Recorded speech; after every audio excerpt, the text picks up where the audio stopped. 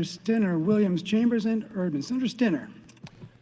Thank you, Mr. President. Members of the legislature, I believe that Senator Linehan is going to bring an amendment that really kind of is the bill. I know that there's been various groups that have worked on it. I want to thank Senator Linehan and certainly commend her office for all the hard work over the last couple days and over the weekend. I want to thank the Fiscal Office for their participation in this, in making the bill actually replicate what we're talking about. So there was some technical issues right there. I want to commend Senator Bowles, Wishart, and Vargas from my committee, and certainly Senator Crawford and DeBoer for their hard work and really taking every sentence and every word apart and seeing that, making it a better bill. Certainly Senator Scheer needs commended for his leadership because we wouldn't be here otherwise. And Senator Coulterman, my friend Senator Coulterman, 720, as well as the UNMC bill, he was big enough and amicable to actually change some of the due dates and making this more fiscally responsible. So I thank him for all his hard work and his flexibility. Senator McDonald was advocating for UNMC. Senator Lathrop was very instrumental in saying, hey, let's take a look and make sure that this is a fiscally responsible bill. And Senator Breezy, his advocacy for the ag sector, I think his thoughtful approach to that was instrumental. But I also want to thank the entire legislature for their thoughtful debate and thoughtful discussions on General Fowl. I expect as we move forward that will be the case, and I'm hopeful that it will be. This is a critical time. It's a critical time because of COVID, but it's a critical time because we need to make a positive statement to the people in Nebraska. And I think the biggest risk is not to act, but to act. And obviously, when you take a look at what we're doing on the incentive program, it's a much more transparent, more focused approach. It tells business that we're open for business. It tells business we're here to help. Help certainly in a time of need, but ongoing help. UNMC, what better time to approach Department of Defense and FEMA with a solution to the problem, a long-term problem that will help not only Omaha and that region and the state of Nebraska, but will help the United States. They have the solution to this long-term pandemic bioterrorism threats that we have to deal with. And of course, from the property tax side, I think that is something that we've talked about and needed to be big enough to where it does make a difference. It makes a difference in everybody's lives. As a property tax owner, certainly helps the farm, but it helps the residential people along with the commercial people. So this bill covers a lot of bases. It's a good bill. It's thought out. It has protections for the state as it relates to coming back with a 3.5% spend, acknowledging we're going to do this in a fiscally responsible manner, that we're going to fund it through growth, that we're going to worry about the fiscal posture of the state. So there's a piece in there that says, you know, the rainy day fund needs to be replenished. And so when I talk about fiscal posture, that's what I'm talking about, is making sure when somebody from the outside looks at the state of Nebraska that we have a rainy day fund, that we are taking care of the expenditures of the state and our responsibilities in a responsible fashion. So that, again, we can say that we have reacted to a situation. We brought this all together, and we reacted in a very responsible manner. I would appreciate your green vote on 1107 and certainly the amendment that Senator Linehan will be bringing. Thanks, Senator Stinner. Senator Williams. Thank you, Mr. President, and good morning, colleagues. And a big thank you to Senator Stinner for all his work on 1107, and he gave a lot of great thank yous. You know, we have been here during very difficult times. We were here as the session started in January with goals of creating property tax, creating economic development, looking at the next project. and then we were certainly hit with COVID. I will tell you from business, the last thing you want to do when you're faced with adversity is sit on your hands. It's time to step up and take action, and that's what we're doing. It is clear to me that these three bills go very well together, and the intent of them all is to help continue to grow our state. We've talked about that in here many times, and the necessity of doing that, and how important it is that we stay together, that we work together to provide property tax relief, which causes growth, that we pass updated economic development incentives that cause growth, and that we engage in the investment in the Omaha project. With that, Mr. President, I encourage a green vote on 1107. Thank you, Mr. President. Thanks, Senator Williams. Senator Erdman. Good morning. Thank you, Lieutenant Governor. I appreciate it. The Love Fest has now started again. It was on last week, and it looks like it's carrying over. Not so fast, my friend. This bill is one of those bills that doesn't do anything for anybody anytime soon.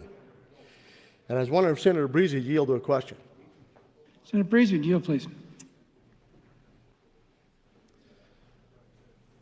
Yes. Senator Breese, last week you and I had a conversation about a friend of mine whose property tax is going up $500, and they were going to get a $90 reimbursement through this 1107. And I asked you if that was significant, and it was my fault that I was caught off guard there and didn't consider the whole ramifications of that. So let me share with you what it really means, because I was amiss at saying that. But their total tax bill is going to be $4,600, and it's going to be a $500 increase this year. And so they're going to get a $90 credit for this year's increase. But their total tax bill is going to go up $410. So the total percentage of relief is going to be just slightly over 2%. So instead of being 20% like the $90 is on 500, it's going to be just over 2%. So now, knowing that it's going to be 2% and knowing that their tax bill is going to be $410 higher this year, next year than it was this year, do you consider that relief? It's a reduction in the increase. That is relief. You've said it well. It is a reduction in the increase. Thank you, sir. Appreciate that. Senator Stinner, you yield to a question? Senator Stinner, would you yield, please? So they should not have this. I do not this see on the Senator Stinner on the screen. floor. This is very dangerous. Okay. Like I can see who she's texting. Well, let's see. And Maybe Senator what's on Lathrop. her Is he here? computer, and that's all I'm going to Did you say say about Senator that. Lathrop? Okay, bye. Yes. Senator Lathrop, would you yield, please? Yes. Senator Lathrop, you were part of the committee that put this together. So here's my question. I've asked it about 8 or 9 times on the floor, and nobody chooses to answer it. So here it is. Why do we have to find the money? Why do we have to have an appropriation for property tax relief if it's an income tax credit, which is exactly the same thing that we get with the Nebraska Advantage Act or the Imagine Act? They never talk about, we have never talked about finding the funding to reimburse the state or whoever for the amount of money that these incentives are going to go to the businesses. So why do we have to have the money to do property tax credit through an income tax credit, and we don't have to have the money to do it for the Imagine Act? Do you understand the question? I think I do, and I'll take a swing at it. I see Senator Linehan has come to the floor, and she may be a better person to answer this question, or she can wave her arms if I'm going in the wrong direction. The second tier of the property tax relief that's found in this bill is a tax credit, not an appropriation. So it is much like the tax credits that are available under the Imagine Act. It does not require an appropriation. The bill doesn't call for an appropriation. It simply says there shall be a credit on your refundable tax credit on your income tax against your income tax liability, or if you don't have any, you still get a check from the state. So the new tier of property tax relief is, in my estimation and in my reading, not unlike the business tax incentive. The first tier, on the other hand, which is what we've been operating with since the inception of the Property Tax Relief Fund, is an appropriation, and that's been the case since 1 minute. 2007. Okay. I'm not sure that's the answer, but here's the crux of the question. If we do not have to find the money to pay for the Nebraska Advantage Act or now the Imagine Act, we never talk about that. The only money that we need to do the income tax credit for the property tax paid is the amount that is going to be refunded to those who don't owe any income tax.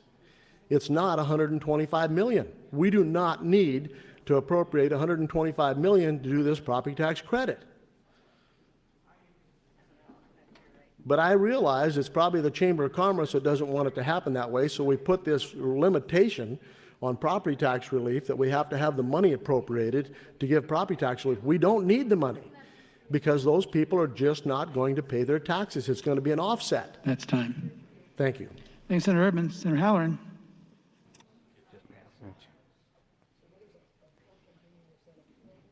I'd like to yield my time to Senator Erdman. Senator Erdman, been yielded 4 minutes 50. Thank you, Lieutenant Governor. Thank you, Senator Halloran. So that's my question. So maybe someone else can answer the question. I don't know who it would be. Maybe Senator Linehan can do that if she would yield to a question. Senator Linehan, would you yield, please? Certainly. Senator Linehan, you heard the question that I asked to Senator Lathrop. So I want to try to be as specific as I can so you can answer this. We do not need the 125 million in appropriations or the money in to be accounted for property tax relief if it's an income tax credit. Would you agree? I would defer to Chairman Stinner to say it exactly how it needs to be, but I understand what you're saying. It's a credit, just like the credits we do for the incentive package. But even if we don't have to do an appropriation, we do have to balance the books, and we have to account for money that will not come in revenue, just like we have to account for the money that we will have to expend on the incentive packages. So I think what Chairman Stinner is doing is making sure that we don't come up short and we can't pay our bills. Right, right. So you've really pointed to the problem that I have. And the problem that I have is this. When we're doing property tax relief, we must account for that. But when we're doing the Nebraska Imagine Act, when we're doing Nebraska Advantage Act, we never account for those. We never account for those. Okay. Go ahead. That is not my understanding. That's why in this bill, we have accounted for how much money will go to the incentive package every year, starting with the first and second year at 25 million, and then I think it's 100 million and then 150 million. It is much less than the original LB 720 was expected to cost. So we are accounting for that money. I agree. You're accounting for the money. I agree that. We put that in there. But here's the point. You're missing the point. We don't say in the bill, we've never talked on the floor, we have to somehow find that $25 million. We have to have an appropriations of $25 million to offset that incentive that's going to go back to those businesses and have a tax credit. We don't talk about that. We never talk about the $150 million that's going to be credited to them in year 3 or 4 and the 3% increase. All we talk about is the appropriation that has to go to property tax. We never talk about the appropriations that has to be put in place for the Nebraska Advantage Act. That never comes up. I'm trying to figure out what the difference is, and I can't get my hand around why it works one way, and on the other side, it doesn't work the other way, except that's the way the Chamber of Commerce wants it or somebody else. I can't figure this out. Thank you. Thank you. Senator Stinner's now back. Can I ask him a question? Senator Stinner, yield, please. Yes, I will. Senator Stinner, did you hear any of my comments to Senator Lathrop and Linehan? I did, and in the forecast, the impact of all bills, all tax legislation bills, and I will take you and demonstrate to you how that is already in the formulation of total receipts. So if it's an income tax credit, it comes out of total receipts. What we're trying to do here is to gauge what the fiscal impact is of our decisions as we move to the future. Okay. So it will be in the forecast. It will be part of that tax rate base adjustment that they do. Right. It is considered in there. All right, but when I asked you the first year that I was on the appropriations, I asked you how we account for and accrue for the property tax or the income tax credits that have been earned in the first two incentive packages, and you said we don't have to accrue for those because they just don't pay the taxes. No, 1 minute. I think you misunderstood me at that time. You asked me about, do we appropriate for it?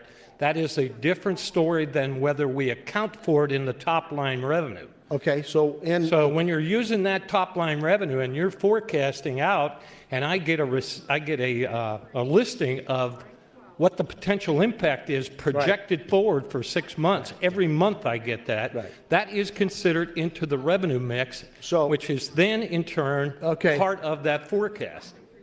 Okay, thank you. So here's the deal. When the forecasting board meets, I ask them if they spend some time talking about what might be recovered in the incentives that have been earned but not collected. And they spend very little time or no time at all. So we're focused on the appropriations for property tax, but we never focus on the appropriations for the incentives Senator because Urban, it's already. Senator Urban, that's time, but you're next in the queue. You may continue. Senator Urban, you recognize. Oh, thank you. All right, so let me conclude with this, is we do it one way for one tax incentive and another way for another. And I know that Senator Hughes last week stood up on the floor and said he doesn't speak much because it doesn't change anybody's mind. I understand that. And I'm surely convinced that that's happening today. Because when I look around, there may be 3 or 4 listening, maybe 5. But I want the people at home to know that this bill is going to raise your taxes. This bill is going to allow your taxes to go up, I should say. Because as property values increase, your taxes go up. This is a decrease in the increase. This is a decrease in the increase. And know this, if the revenues don't come in, you're not going to get any additional so-called property tax relief.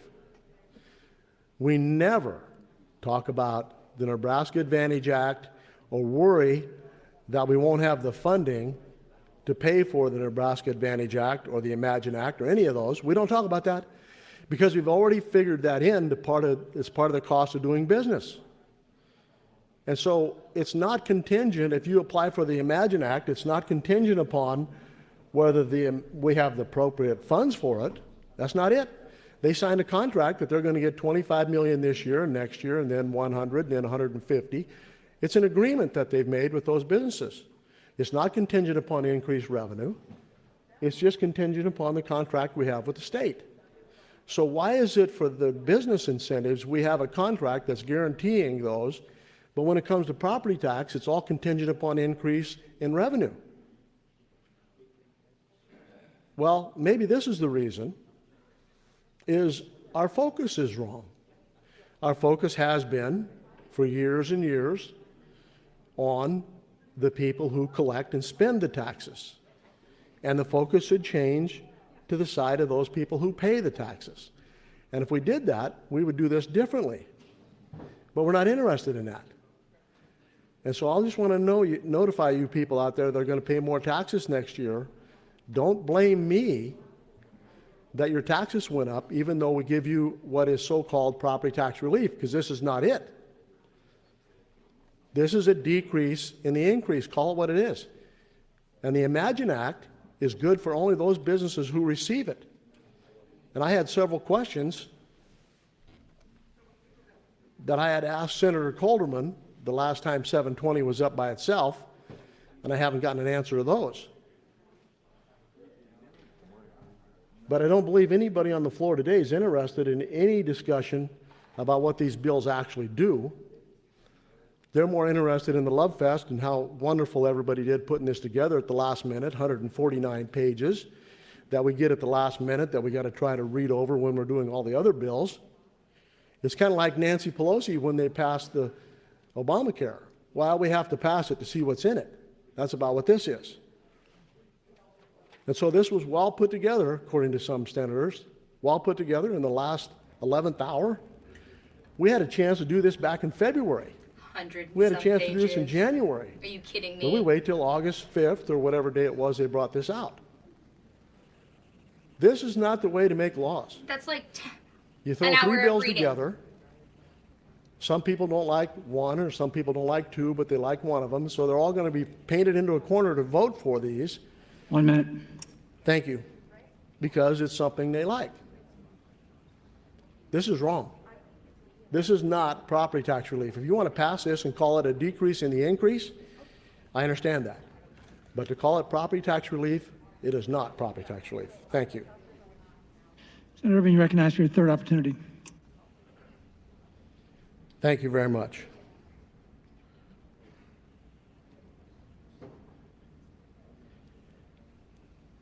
Okay, I'm going to switch gears here a little bit. This week, you may have seen in the Lincoln Journal-Star that the, what shall I say, uninformed Lancaster County Board of Commissioners declined to accept a destroyed property request from the insurance building that burned by the criminals that burned it down on May 30th. And the Douglas County, or the Lancaster County Attorney, Deputy Attorney, Dan Zig, had informed the board that they denied it because it is not an act of Mother Nature. Well, if you read the bill, and if the commissioners had read the bill, and I'm sure they hadn't, I surely wouldn't want to credit them to have reading it and not understood it, because he advised them, because it was not a national calamity, that it wasn't applicable for destroyed property tax relief. So let me read what the bill says. The bill says a calamity means a disastrous event including but not limited to, has no limit, all right, to fire, an earthquake, a flood, a tornado, or other natural event which significantly affects an assessed value of the real property.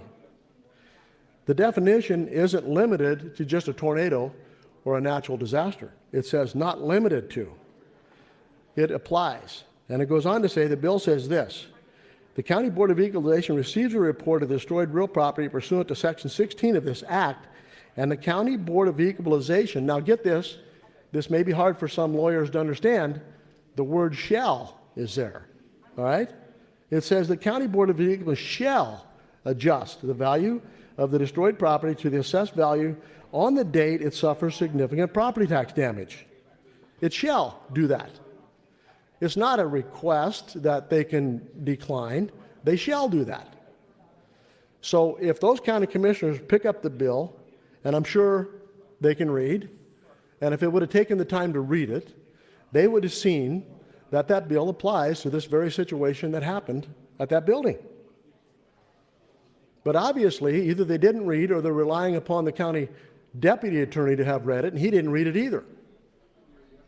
This is ridiculous that a taxpayer follows the statute that we wrote, and we wrote it in a way that these county commissioners couldn't sidestep it, I didn't think, and they make the decision to disallow his claim. That is amazing. I can't understand it. So not only that, but let's talk about Cherry County. Cherry County had numerous 424 forms, that's the form you fill out for disaster relief, and they disallowed those because their land was flooded, and they said that that didn't equate to being destroyed. In the bill, it says flooding is a form of destruction. So I don't know who these people are that are sitting at these county board seats, but the voters need to start looking at who they elect. They elect people to represent them and to apply the laws as they are written. And what we get is their own interpretation based on something someone told them. And so the county attorney, a deputy county attorney, advised them to decline accepting his request. Based on what? On how he feels? He's a lawyer. He should have been able to read it, and he should have advised them. 1 minute. Thank you, sir. He should have advised them and said, hey, the bill says you shall do this. My advice to you is you shall give him the relief he is requesting. And if the county has a problem with that, if the county assessor has a problem with that, it's their obligation to take him to Turk to rectify the problem. It's not the other way around. The word shall means something. It's not may, or if you want to, it's shall. And so any of those county commissioners from Lancaster County or Cherry County who's listening, or anybody that lives in those counties, you need to call your county commissioner and say, hey, what are you doing? The law says you shall give relief if you meet these qualifications, and fire is one of those relief, one of those calamities. Not limited to, it says. Doesn't make any difference who started it except if the owner started it. The owner did not start that fire that burned a building down. We know that. So That's it's quite fine. obvious they're eligible for relief. Thank you. Thanks, Senator Erdman. Members, the question for the body is the adoption of the E&R amendments. Those in favor say aye. Those opposed say nay. The E&R amendments have been adopted. Mr. President, the next amendment as ordered by the Speaker is AM 3381. Speaker Scheer, you recognize, I guess Senator Linehan is going to handle this. Senator Linehan, AM 3381. Thank you, Mr. President. Good morning, colleagues. This is a comprehensive amendment that includes some technical changes as well as substantive changes. The residency requirement for employees remains under the Imagine Nebraska Act, but is removed for the Key Employer Retention Credit Program. Language is added to clarify that financial institutions may claim the new property tax refundable credit. Personal property tax exclusion is repealed. This saves approximately $14.8 million per year. Since it was too late to introduce an A bill, appropriation language is added for the first 2 years for the Department of Economic Development and the Department of Revenue to implement and administer the new programs. The agencies submitted the following request: $1,714,700 to revenue from the general fund and $3,033,420 to DED from the general fund. The deadline for applications under the Nebraska Transformational Project Act, the NEXT Act, is moved from 2021 to 2023 since we have moved the funding back. The reporting requirements under the NEXT Act are moved from the initial date of 2022 to 2024.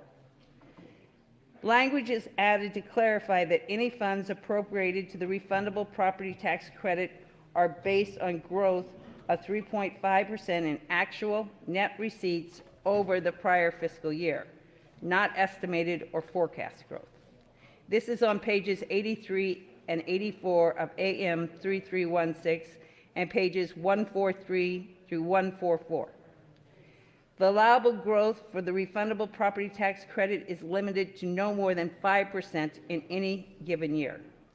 Language is added to clarify that the property tax credit may not receive funds from the cash reserve other than the initial transfer of $30 million this fiscal year when the balance in the reserve is below $500 million. The intent language is added to the fact that the intent of the legislature is to fully fund TIOSA each year. I would like to thank everyone in this body. I don't think there's probably been anyone who hasn't had strong feelings and been involved at this at some juncture or another. Obviously, the Speaker deserves great credit, as does Senator Stinner. And I want to assure the body that the Revenue Committee spent a lot of time talking about the incentive package and the cost and the property tax credit fund and the new property tax income tax credit. We spent hours back and forth with Chairman Stinner on how the funding would work. None of this was done haphazardly. The committee has spent hours and hours, and without their names in front of me, so if I forget somebody, but I'll count. Senator Colterman, Senator Crawford, Senator Lindstrom, Senator Groney, Senator Breezy, Senator McCollister. Who am I forgetting? Lindstrom.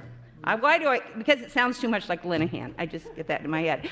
Senator Lindstrom, I promise you that they've all worked very hard on each and every one of these issues. And not just while we were in session, but all summer. and over the last few weeks. So I really do appreciate all their hard work, and I appreciate everyone who's been involved with this. Thank you very much. Thank you, Senator Linehan. Speaker Scheer. Thank you, Mr. President. Colleagues, I want to just make a quick announcement this morning. Last Thursday, as I was putting together today's agenda, it became obvious to me that if I was going to be able to give everyone on select file an opportunity to get their bill in a passable position, I would have to modify some time restraints because each bill cannot come back twice for an hour and a half. So this morning, all select bills will go an hour and a half maximum. At that time, the introducer, at their choice, may ask for a cloture vote, and it will be taken. If they do not want to have a cloture vote, they don't feel that they have sufficient enough numbers, that's up to them. They don't have to have that, but that's at their request. Final reading will then also be reduced. Those that have concerns on a final reading will be a maximum of 45 minutes so that we're able to move bills along. I'm passing out the announcement.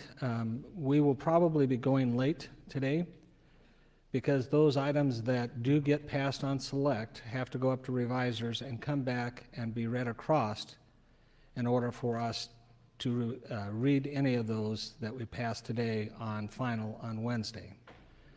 So that's why you'll see a large number of final reading on today's agenda.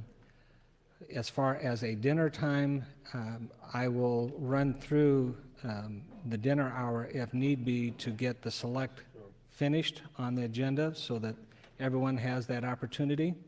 We may take a recess after that point in time, but I've been told that 7 o'clock is just absolutely the deadline for revisers to be able to get those back to us, recalling that we only have till 10 o'clock in order to vacate the building for the cleaning that goes on every night for our protection.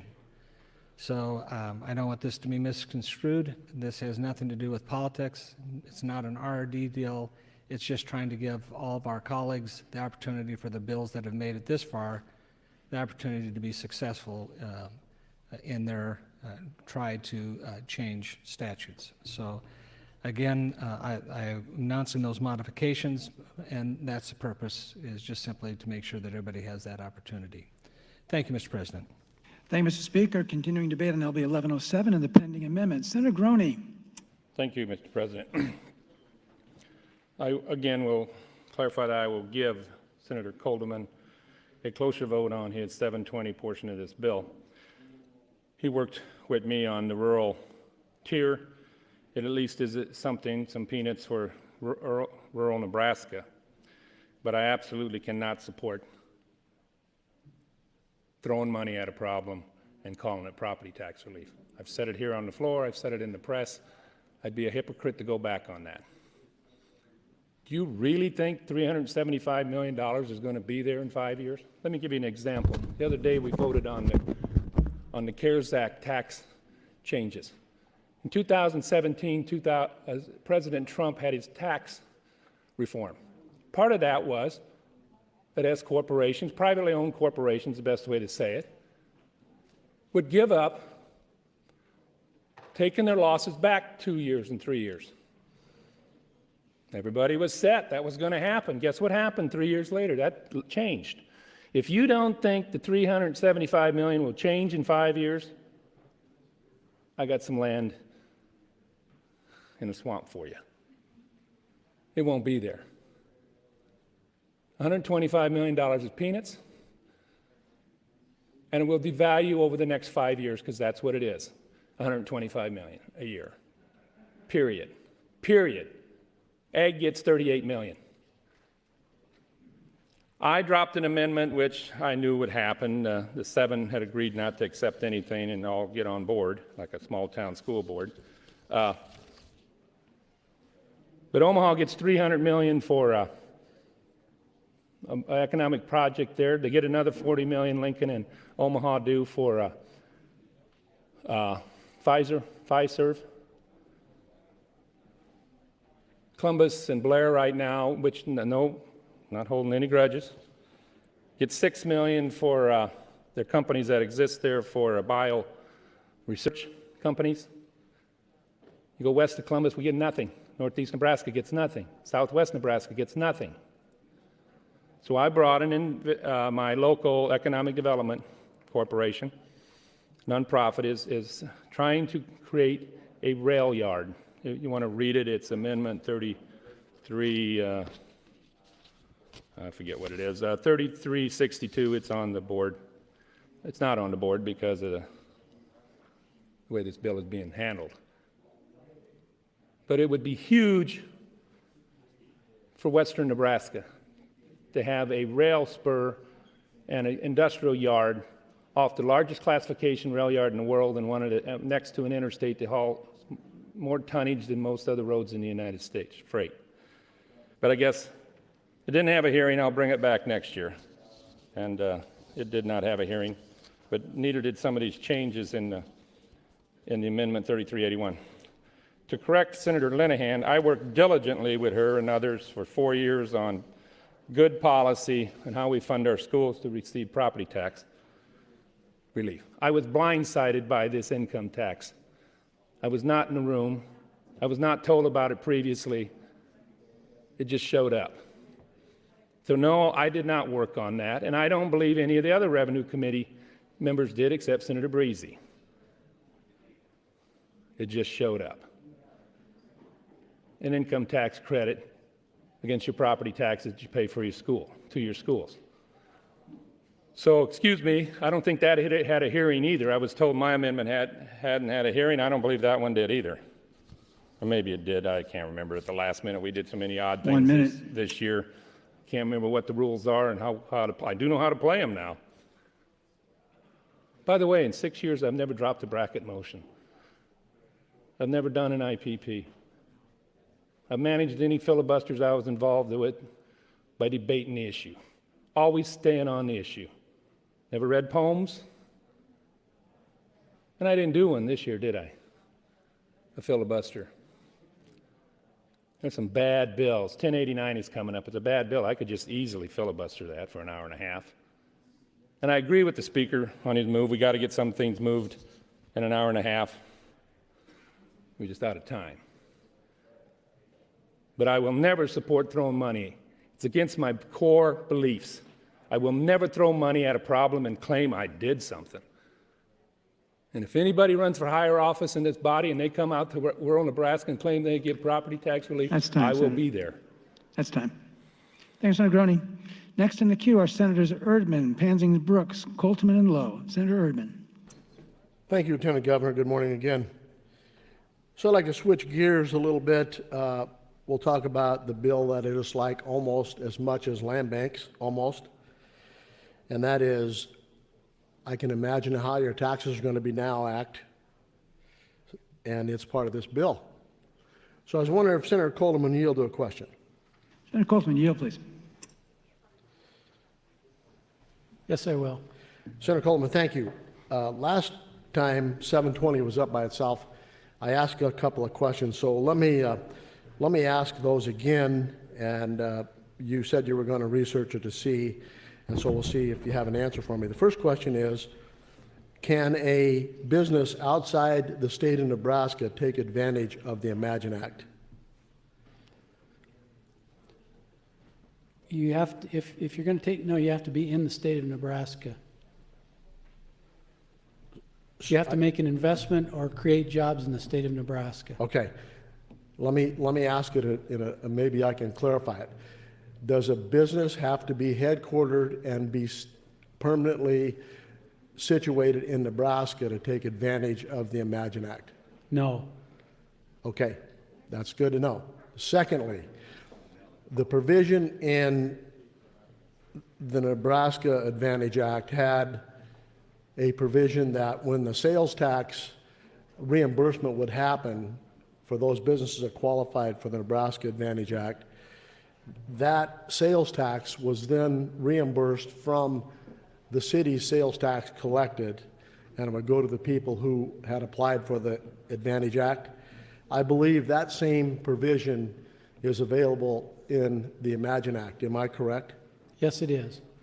Okay, so in the case of Sidney, Nebraska, and I mentioned this earlier, they had a situation where, and they don't know who, one of the businesses qualified for the Nebraska Advantage Act, and when they met all the qualifications and they were eligible for reimbursement, the state took $8 million out of Sidney's sales tax collections to reimburse whomever it was that got that. The city of Sidney lost $8 million, which is about 2 years of budgeting, and I think it has happened in other cities as well. So what I want to tell people listening today, and of course it won't make any difference to the people on the floor here, but I'll say it anyway, is that provision is still there. And so when that business that qualified for the incentives is eligible for a reimbursement of their sales tax, your city is going to lose tax revenue, sales tax revenue. Get ready, because it's going to go to that business and you will have no choice but to reimburse them. Those are the things that this incentive package does. And if you're okay with that, and you have an opportunity to vote, vote red on this, because it's protecting the taxpayer. Because as we move forward, these incentives have to be reimbursed by someone.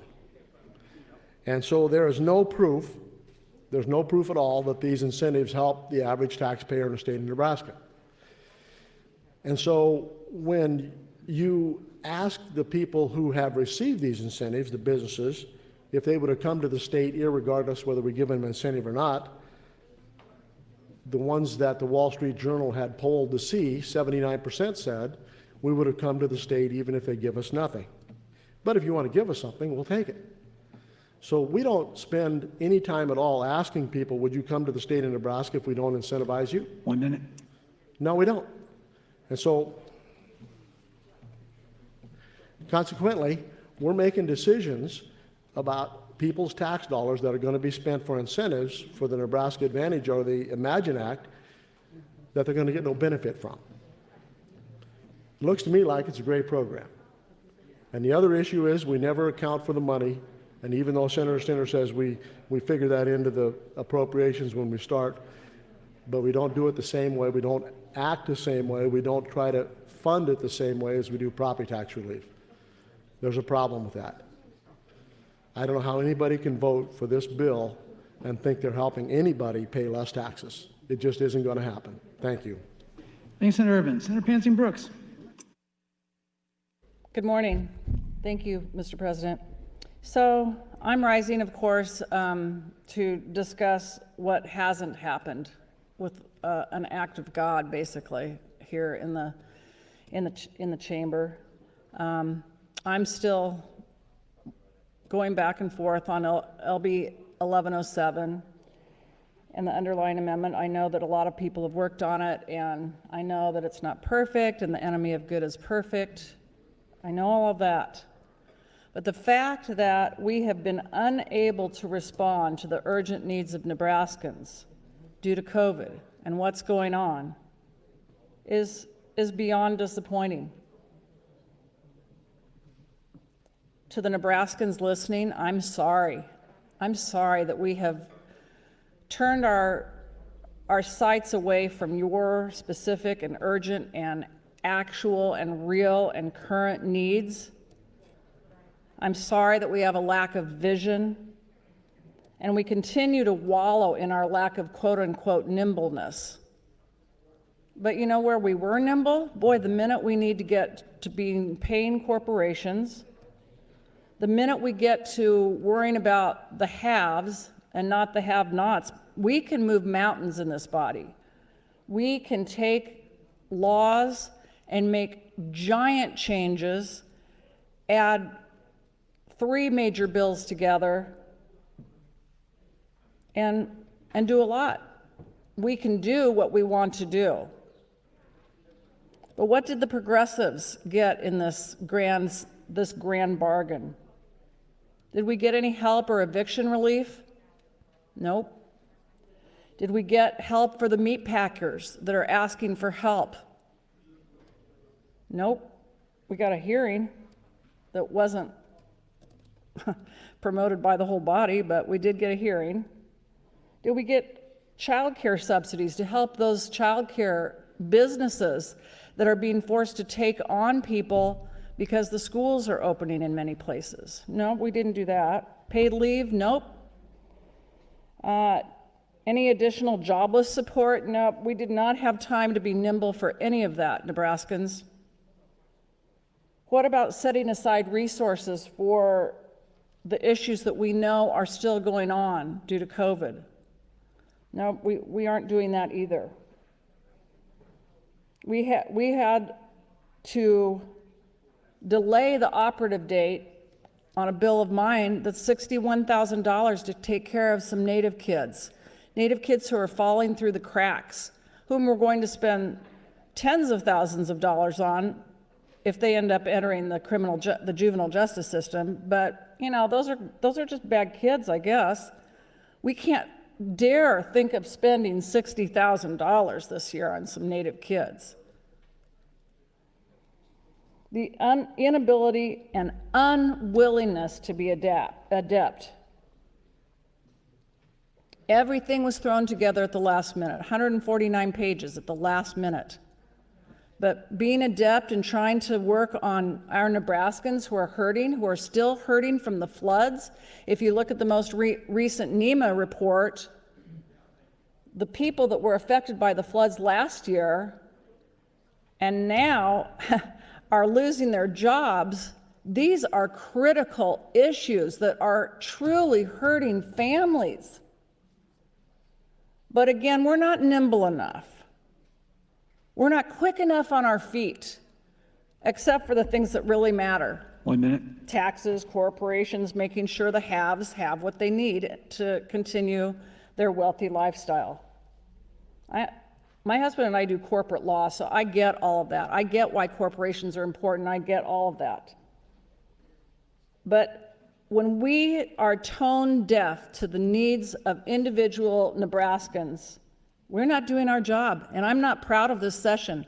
We are going to be criticized for what we haven't done this session. What did you do during the session of 2020? What did you do? I can tell you what we didn't do. We didn't help individual people, individual Nebraskans. So I am going to walk away from this session, Nebraskans, remorseful and sorry and apologetic for not fighting more, for not doing more, for not forcing people to listen and bargain in an appropriate manner to protect you. It's time. Thank you, Mr. President. Thank you, Senator Pansing Brooks. In the queue, Senators Coltman, Lowe, Kavanaugh, and Moorfeld. Senator Coltman. Thank you very much, Mr. President. Good morning, colleagues.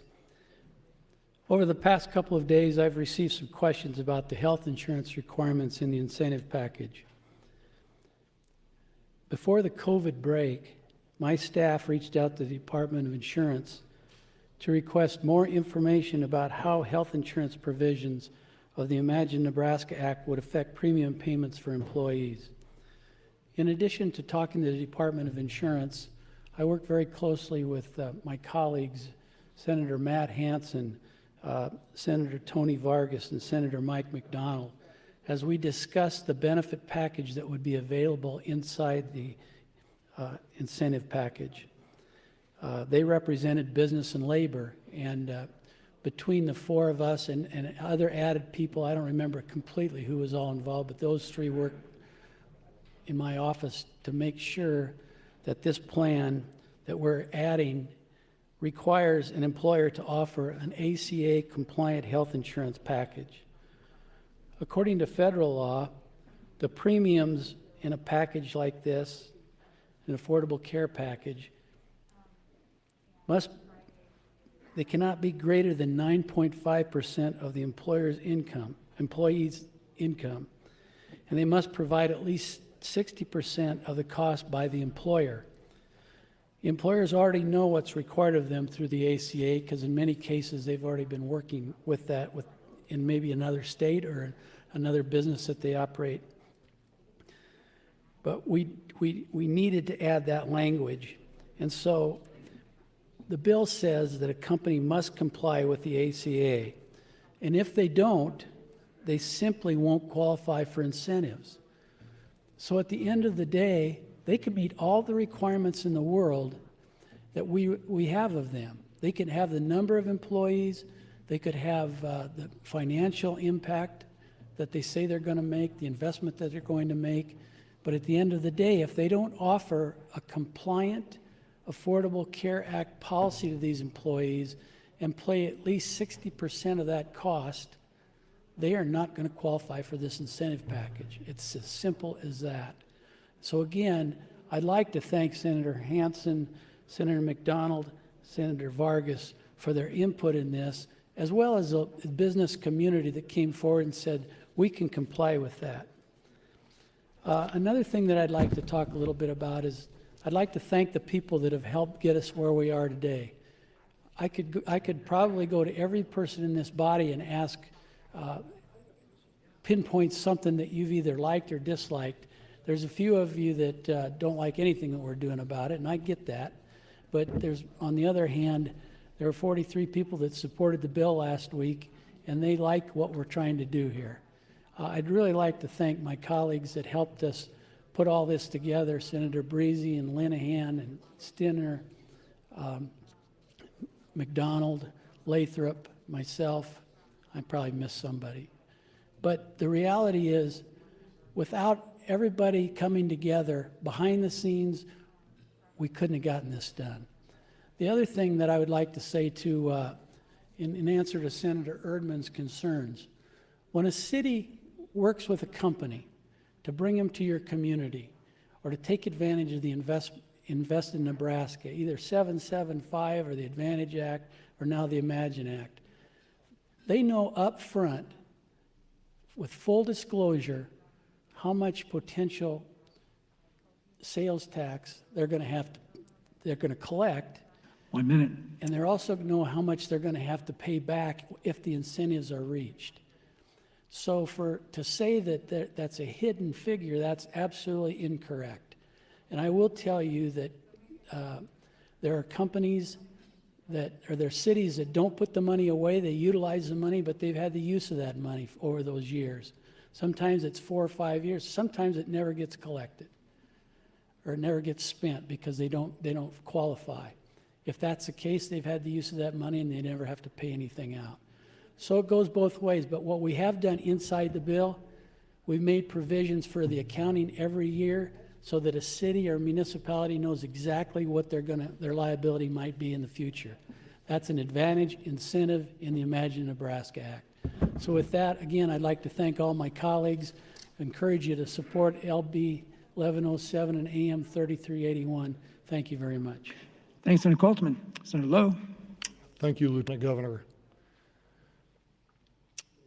You know, this LB 1107 and AM 3381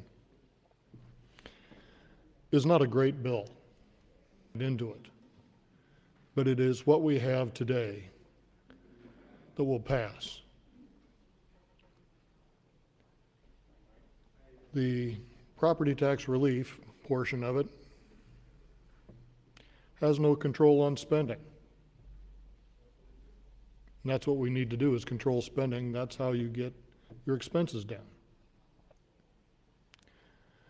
The 720, I really don't like incentive packages, but it is what we need to entice businesses to grow in Nebraska and to come to Nebraska.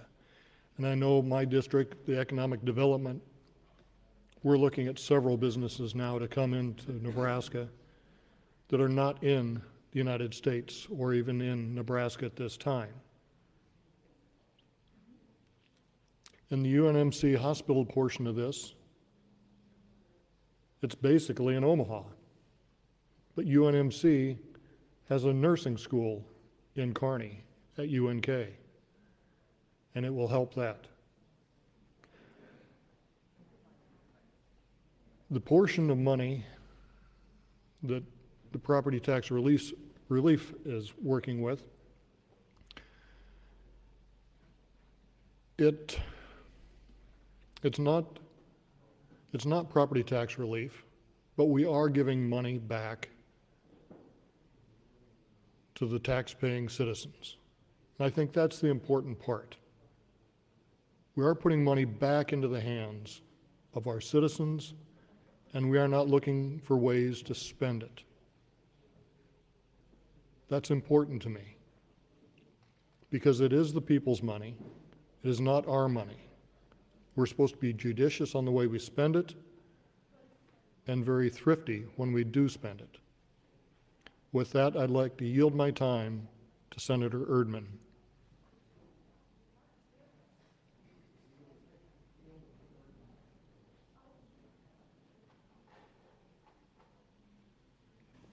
Senator Erdman, do you yield, please? Yes. You have 2 minutes and 20 seconds. Okay, you yield time to me, John? Thank You've you. been yielded 2 minutes 20. Okay, thank you. Thank you, Senator Lowe. You know, we're in a opportunity of a love fest here, so I want to continue that. And I'm going to talk about how many people have worked hard circulating petitions to actually do property tax relief. It was significant property tax relief. And that is Senator Holleran, Senator Bosselman, Senator Clements, Senator Brewer, Senator Merman, and several others. Hope I didn't leave anybody out. Circulated petitions. We spent 3 days or so at the State Fair and 3 days at the farm show there in Grand Island. So we worked hard at it. We spent a lot of time, a lot of effort to do real property tax relief. And so we're here today talking about something that's insignificant, but what concerns me about this more than probably the little bit of relief or the reduction we're going to get is if we pass this, then we're going to go home and we're going to say, we have now fixed the property tax issue in the state of Nebraska. We've now fixed it. 1 minute. Thank you. Well, let me share something with you. If we reduced our property tax by 35%, if we did, we would move from the 4th or 5th highest tax state in the nation only to 28th. Only to 28th. Doesn't even get us halfway if we reduced 1.4 billion. And we're going to reduce it accordingly. We're going to decrease the increase by 125 million. That moves us nowhere. Okay? And it doesn't even make us competitive with any of our neighboring states. It doesn't help us do any of that. And so the greatest incentive that we can give to businesses to come here and farmers and ranchers and young people to stay here is fix our tax system. The total thing is broken.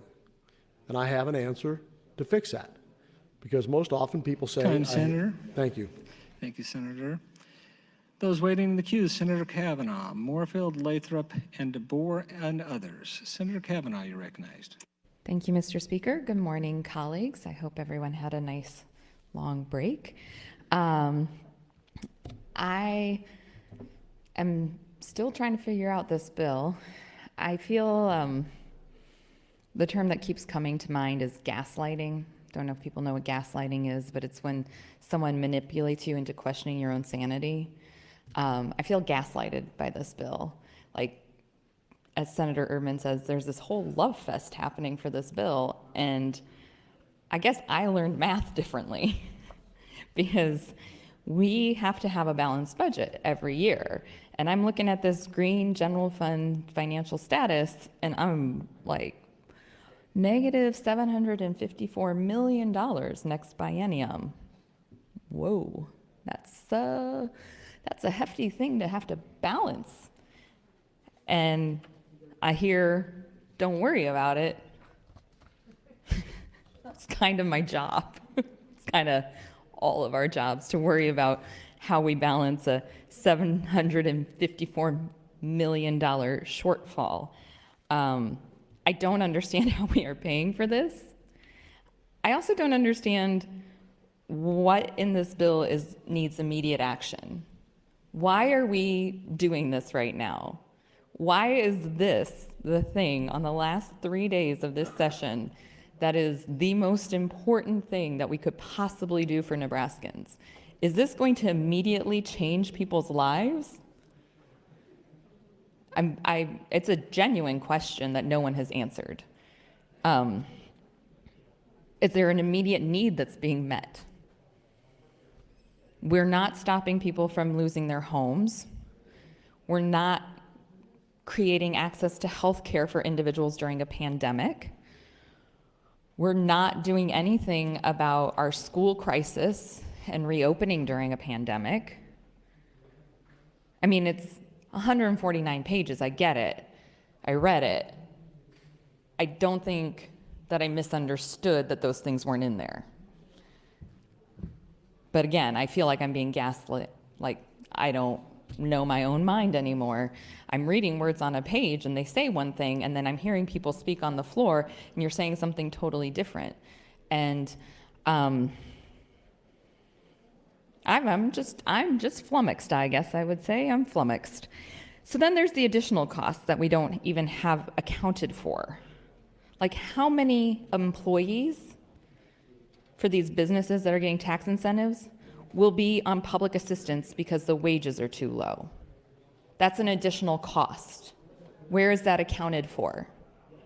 Now, we could lower the threshold, or I guess raise the threshold for public assistance so fewer people can qualify. That would save us some dollars. Maybe we should do that. Let's hurt more individuals, not help more.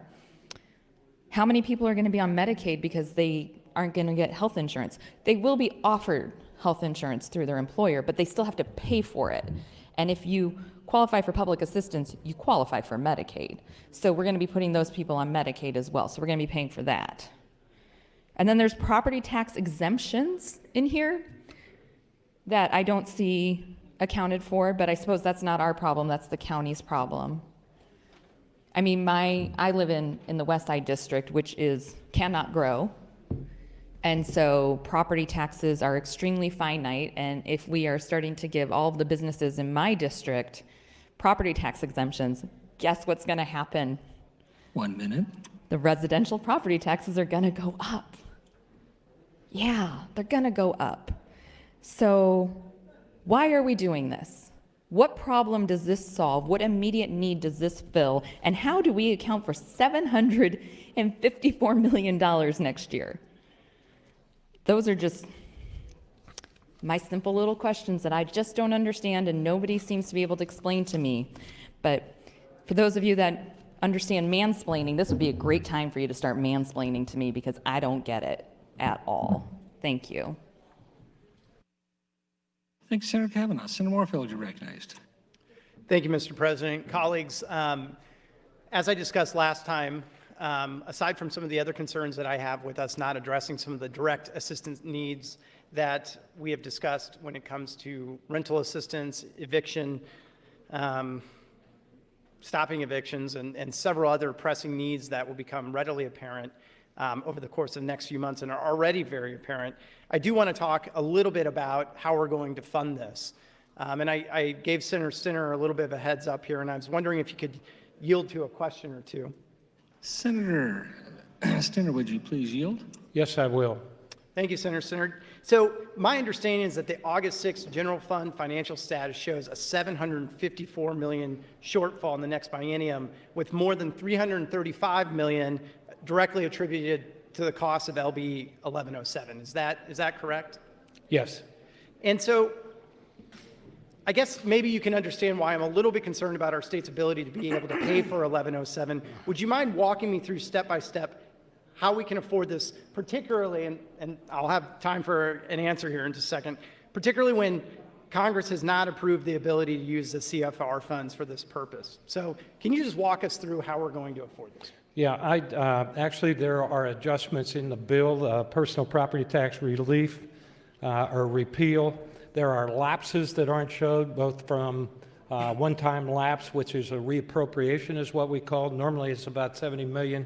I'm using actually 40 million in that, and normal lapses that aren't demonstrated. I have indicated this first year, we're going to lean really hard on the rainy day fund. So I have $100 million in there for that. Potentially could go to that. But the other side, and that gives me a budget somewhere close to that 2.5%. If you remember, we delivered a 2.9% budget, fully funded, but we had flood in there for one-time expenses. So if I take that out, fully funded is 2.6. Our projections in there in terms of costs are 2.5% for inflation costs, 2.5% for provider rates. We're normally at 2% or there less. So there is some sliding and some calculations that you have to do when you're dealing with this. The other thing that I want everybody to understand, we are using the fiscal projections that they came up with based on Moody's and IHS. That is $115 million lower than what the Revenue Department came up with as their calculation. So I think we're really conservative in this.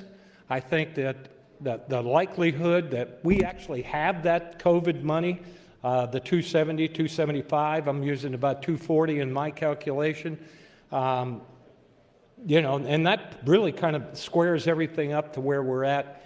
And obviously then you start to rely on projections, and as you go out into the future, that's the look back that you have. What has traditionally happened, and we actually only have this coming, actually funding with a $200 million, $250 million cushion over a 5-year period of time, using about 3.8% average revenue gain. So I think we've been fairly conservative. I think there is ways of getting through that first year of the COVID, and then obviously I think this economy should be straightened out. If not, this is in statute. So, And thank you, Senator Sterner. I appreciate you walking through that. So I guess under this plan, what would be the growth rate of our budget in each year of the next biennium? excuse me? What would be our growth rate of our budget in each year under the next biennium? Under the based on this spend plan? side, I think, yeah. Under the spend side, we're using that 3.5% cap. Okay. And that's in there, so when revenue is at 3.5%, it funds the government. When it's above that 3.5%, that excess, half goes to the rainy day fund, half goes to the property tax relief. So we're funding it truly through growth with the acknowledgement that we've got a baseline spend to run our government to make sure that, you know, we can provide the goods and services that the taxpayer expects. And Senator Sterner, just one last question before my time's up here. So what happens if we don't get the CRF funding to make it so it's flexible so we can use it to help fund this? I have some other strategies that we can use, maybe pull on the rainy day. I'm using 100, we can possibly do the 150. There is some other adjustments that we can make within the budget that I really don't want to elaborate on right now, because I believe That's that we can do Thank you, this. Senator. I believe. That's time, Senator. Thank you, Senator Moorfeld and Stinner. In the queue, Senators Lathrop, DeBoer, Breezy, and Matt Hansen. Senator Lathrop. Thank you, Mr. President. Good morning, colleagues. Senator Erdman asked me a question earlier today about the appropriation, the process, and I made the distinction between Tier 1 property tax relief and Tier 2. Tier 1 is what we know as the Property Tax Relief Fund, and we're amending that section in Section 134. His question prompted me to look at that, and I have a couple of questions. If Senator Linehan would yield, I would like to ask Senator Linehan, her would you yield, some please? questions. Like, Senator Linehan, what we've referred to as Tier 1 or the Property Tax Relief Fund has been a program that has required an appropriation from the Appropriation Committee each biennium in order to fund that. that is correct. Okay. And that will continue to be the case. Yes, but it's now in statute. Right. And that's so as I read the statute or read this section, which is found on page, for those of you interested, on page 140 of the committee amendment that we adopted, Section 134, we have some language. The last sentence has to do with if the gambling initiative passes and the property tax relief hoped for from that initiative. The last sentence in that paragraph addresses Right, it gambling money. matches what it says on the ballot. The ballot language, and I don't have it up here, but I can get it for you. The ballot language says it is to go to property tax relief, 70%. Okay, so in the past, as we have appropriated this money, we've said in year 2007, the amount of relief granted under the Property Tax Relief Act shall be $105 million. And each time we appropriate that money, we have to amend this statute and call for a different amount. That's been the case up to... Historically, yes. Okay, yes. so there is a provision in there that was not stricken that says that we are going to fund the Property Tax Relief Fund with the minimum amount of relief granted under the Act, using available revenue. Is that apply to our ongoing obligation to fund Tier 1 property tax relief? That we're going to use available revenue, or is that just language left over from our previous efforts at this? I can't answer that with great confidence, so I will check for you. Okay, so here's ultimately my question, and that is, with respect to Tier 1, the idea that we are going to fund $275 million per year from an appropriation to be appropriated each year, is that a mandate to the appropriators, or do they have to make that judgment and they're not obliged in the Appropriations Committee and in the legislature to appropriate that money from year to year? That is to ensure that the $275 million that is currently appropriated every year, that is the floor for that tier. So Okay. that going forward, and again, as Senator Sinner said, it's statute, but the statute will say the floor is $275 million. If gambling passes, if that initiative passes, then as the ballot says, 70% of the revenue raised from the gambling initiative will go into Tier 1.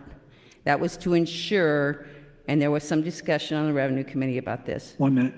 That was to ensure that the 275 didn't go somewhere else. And Senator Linehan, I appreciate that about the gambling. That part I understand. Okay. Here's the question. Does the taxpayer have a claim if the Appropriations Committee and the legislature ultimately don't fund that? Well, I think that the legislature would have to change the statute. Yes. So they're obligated to do it year after year? Yes. Okay. That helps clarify the language for me. I appreciate your courtesy in answering the questions. Thank you. Thank you. Thank you, Senator Lathrop and Linehan. Senator DeBoer.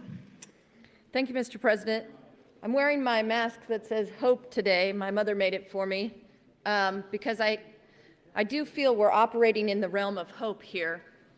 I'm not 100% concerned, or not 100% certain that we're operating in a field of certainty, so I'm hoping that this works. There were a number of my concerns that I mentioned during Select File. I would like to address where we're at on several of them. One of my concerns was that we were not protecting the rainy day fund, but is my understanding that we are now protecting it at $500 million and keeping it at that amount. That does make me feel a little better about that amount. I was concerned that there were not adequate provisions allowing health insurance for employees in order to claim credits under the 720 portion. Senator Colterman has answered that question, that they in fact have those protections for health insurance being offered to them in accordance with the ACA. There was a concern about whether the caps that was mentioned, whether the caps on 720 were in fact hard caps as we're describing them. My understanding is that under the language now and as adopted in all of the amendments to 1107, that there will be caps. So for example, if it says $25 million is the cap for 720 in that year, then that is how much the state can spend in that year. That it cannot spend in excess of $25 million on that program in that year. That's my understanding now. Additionally, I was concerned about whether or not this program that we are adopting on property taxes could at some point squeeze out TIOSA funding. I appreciate those who worked with us and included intent language that the legislature will fully fund the TIOSA formula each year, so I appreciate that. I do have a remaining concern about what happens if we have a particularly bad year, and so our budget growth is something like 1% or something less than a cost of living raise, that the next year, if we have in excess of 3.5%, we will have to siphon off the money without being able to make up for that bad year. So that is a remaining concern that I have. I do take some exception to those on the mics who are calling this insignificant property tax relief. It will be $650 million a year by year 5. So that's a pretty significant amount of money. The new program itself will be $375 million by year 5. I'm sure that there are folks who would like there to be a lot more. I'm sure there are folks who would like there to be a lot less. So we met somewhere in the middle. And then one of my remaining concerns is the one-time funds issue, which you've heard others discuss. I trust Senator Stinner and his ability to plan for the future of our state, but I do have remaining concerns.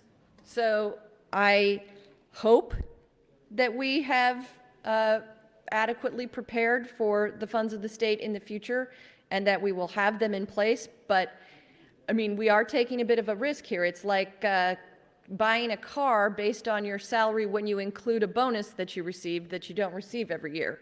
So using one-time funds is a little bit of a concern for me here. Those are my concerns. Some of them have been addressed. I want to thank everyone who worked with us and who helped, sort of address some of the questions we had and helped us to get some additional language that clarified and in some cases provided more fiscal protections. So I want to thank everybody who worked with us. And I think that folks like Senator Crawford and Senator Bowles may not have been in the original Super 7, but I think they really ought to be recognized for their work on this bill. And so I wanted to do that. Thank you, Mr. President. Thanks, Senator DeBoer. Senator Breezy and then Senator Matt Hansen. Senator Breezy. Thank you, Mr. President. Good morning, colleagues. I first want to say I appreciate everyone's work on this proposal, and by that I mean the entire body. Everyone in this body has worked on these issues, and I want to thank everyone for that. This proposal really is a product of this body, and thank you for that. And I appreciate the conversation today. We've heard a lot of legitimate concerns. You know, clearly there's folks on the floor that find dislikes in here, things they don't like, and things they'd like to add in here. And me too. I don't like everything in here, and there's things I'd like to add. And in fact, there was something I tried to get in here, couldn't get it done. And there was something I tried to get out of here, couldn't get it done. But you know what? That's what compromise is all about. And this is compromise. Compromise that can move our state forward, compromise that can help us grow our state. Anything we don't like in here, anything we'd like to add to this, we can talk about that next year. We can work on tweaks, we can work on adjustments. And I've heard it suggested several times that this isn't really property tax relief. I'm not even going to engage in that debate. You run the numbers, look at the numbers. It's putting dollars back into the hands of our taxpayers. It is property tax relief. And if you don't want Nebraska to be the only state in the country that doesn't have a business incentive program, this bill provides a pathway for you. If you believe that the next project and the state's participation towards the next project is critical to our state, this bill provides a pathway. And if you're like me and believe that property tax relief, meaningful and substantial property tax relief is critical to economic development in our state, this bill provides a pathway. Is this bill perfect? No, no. but I submit to you that this bill is critical to economic growth in our state, and I would urge you to support AM 3381 and ultimately LB 1107. And with that, I would yield the rest of my time to Senator Mosier. Thank you, Mr. President. Thanks, Senator Breezy. Senator Mosier, 2 minutes 30. Thank you, Mr. President. Well, is 1107 perfect? No. Does it do enough for property tax? I wish it did more. You know, are we concerned about the squeeze we're putting ourselves in as we go forward? Yes. But when I went out door to door and talked to citizens in my district, what did they talk about? Did they talk about social issues? Did they talk about provider rates? No. They talked about property tax. That's what they wanted something done with. This does something. It's not perfect, but I'm going to support it because it's something that we can get done. And it's not necessarily going to survive in the form it is. If we go forward and the budget wheels fall off and we have to readdress it, we'll come up with a bill to fix those problems in the future. I know some of the schools are concerned that we're committing a lot of money to business incentives and property tax relief, and they're worried it's going to squeeze their school funding. And if the wheels, I say, fall off, we'll have to readdress that at that point. One of the things we haven't done is supported schools with sufficient funding so that they've had to go rely on property tax, and that's one of the reasons our property taxes are so high. The incentive portion, I think, is big, but my district has had more projects that got state and federal incentives than any other district in Nebraska per capita, and I appreciate how that's helped Columbus grow. And so I'm going to support the bill and the amendment, and I appreciate all the hard work that so many people put into it, and I want to thank you for that. Thank you, Mr. President. Thanks, Senator Mosier. Senator Matt Hansen. Thank you, Mr. President, and good afternoon, colleagues. I'm Rise, and I'm going to support Senator Linehan's amendment, and I will support LB 1107 when I think we end debate here in a few minutes. I wanted to address a couple things. Senator Coulterman invoked my name when he talked about the discussion of health insurance and benefits in the Imagine Nebraska section, the former 720.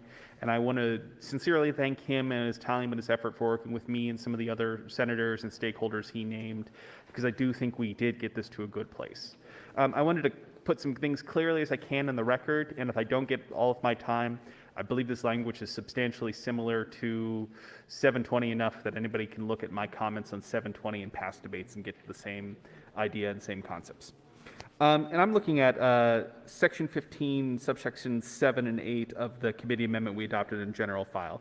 And there's a couple different references there to Section 5000A of the Internal Revenue Code in terms of healthcare coverage requirements, and I'm going to flip the page. Section 490H of the Internal Revenue Code, 1986, for the definition of full-time employees. And those are both definitions tied to the Affordable Care Act. And I agree with this idea, and I agree with this concept of we are tying our definition of full-time employees and tying our definition of what adequate health insurance is to the federal definitions. Because obviously they are the ones that make and play and control this field for the most part. I think those are fair concepts. And the key thing here is under the Affordable Care Act, a full-time employee is one that is working 30 hours a week, and that's the definition we tied into, and receiving health insurance. And I think those two definitions play in well, and that's a key issue we had with past incentive bills with the Advantage Act, was that there was opportunities for pooling or some way of otherwise bundling smaller and lesser part-time employees. Frankly, part-time employees we didn't want to incentivize or wasn't the goal and focus of the legislature. Here, the intent, as this section has been written, as I understand it with Senator Coulterman, as I intended as one of the people who've helped write this section, is that for the Imagine Nebraska Act, you have to have full-time employees defined as a minimum 30 hours a week, consistently 30 hours a week, such that they fit under the Affordable Care Act as it exists today, as well as receiving the benefits required to them in the Affordable Care Act. And I think that's key and a good concept to have. There's obviously a variety of different mechanisms to enforce this, such that this is obviously a moving number. An employer, might not always know how many employees they're going to have in a year. So in terms of addressing turnover or loss or things of that nature, they probably have to exceed some of their minimums to have a safety net, because it's only the hours worked by those full-time employees receiving benefits that count.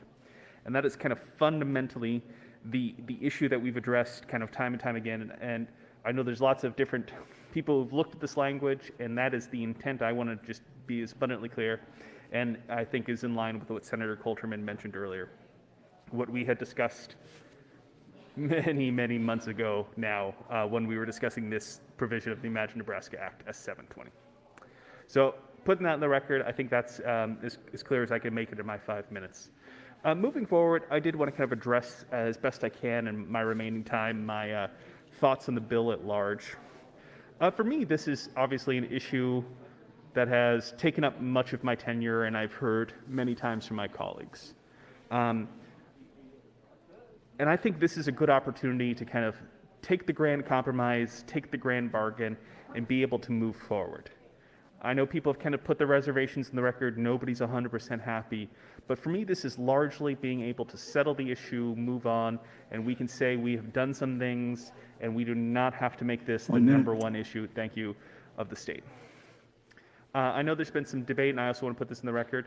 As far as this bill, in terms of what some of the future goals for the Appropriations Committee, in my mind, my vote, I am in no way trying to bind the hand of a future Appropriations Committee. I always know that we are required to, and always envision them having the opportunity and deference to create a budget for a future legislature to pass based on the needs, and are not trying to unduly bind them. I understand that by spending money today, or rather turning back money that we don't get to spend, depending on your interpretation, that does have an influence in them. But in terms of requiring them to act a certain way, I wouldn't want to necessarily go on the record as saying anything other than I tend to give them the full deference that they need to balance a budget. With that, I plan to support Senator Linehan's amendment and move the bill forward today. Thank you, Mr. President. Thank you, Senator Matt Hansen. Mr. Clerk, you have a motion at the desk. I do, Mr. President. Senator Scheer would move to invoke cloture pursuant to Rule 7, Section 10. It's a ruling of the chair that there has been a full and fair debate afforded to LB 1107. Speaker Scheer, it's more purpose you rise. Yes, could I have a call of the House and vote on reverse order, please? Thank you. Thank you, Mr. Speaker. It's been a request to place the House on a call. Those in favor of placing the House on a call, vote aye. Those opposed, vote nay. Record, please. 33 ayes, 2 nays, Mr. President, to place the House under call. The House on a call. All members, please return to your desks and check in. The House is under call.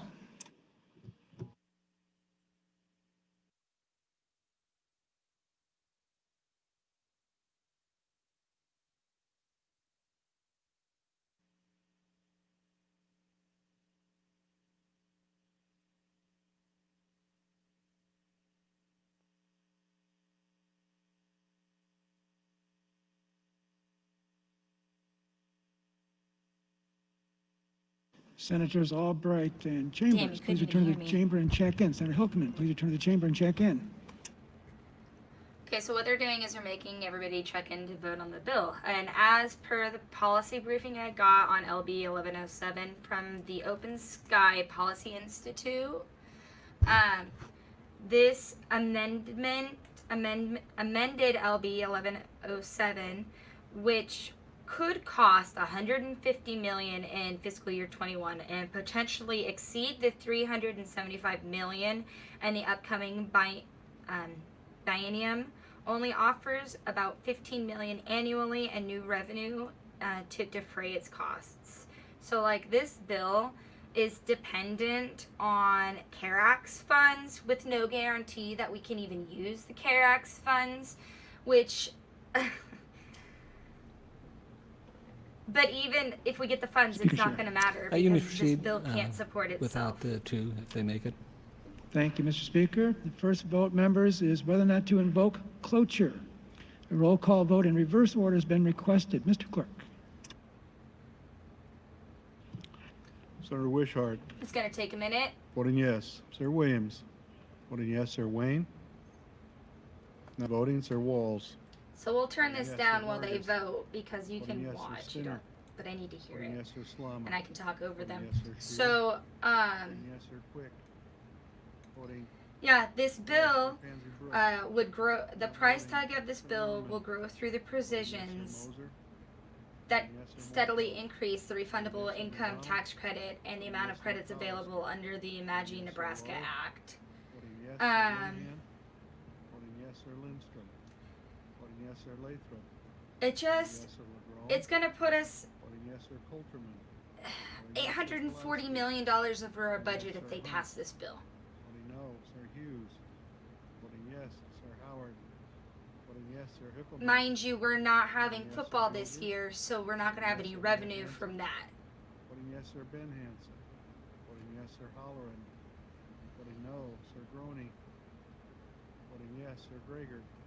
Voting yes. Sir Geist. Voting yes. Sir Friesen. Voting yes. Sir Erdman. I feel like they're using that if we ignore the pandemic, it's not real attitude. Voting yes. Sir But it's Crawford. real because businesses are actually being affected. Voting yes, Sir So Chambers.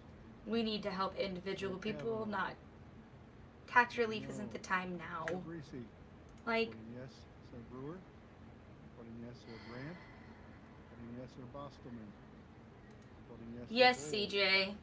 Voting yes. Sir Blood. That's exactly what ended up happening. Voting yes. Sir Albright.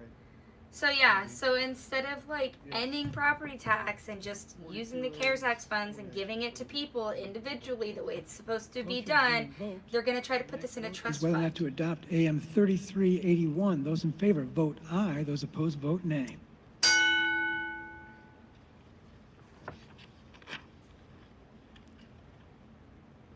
So basically, in conclusion, without any additional revenue to offset the program's continually growing costs, You all voted the good. state will have a fiscal cliff. Record this.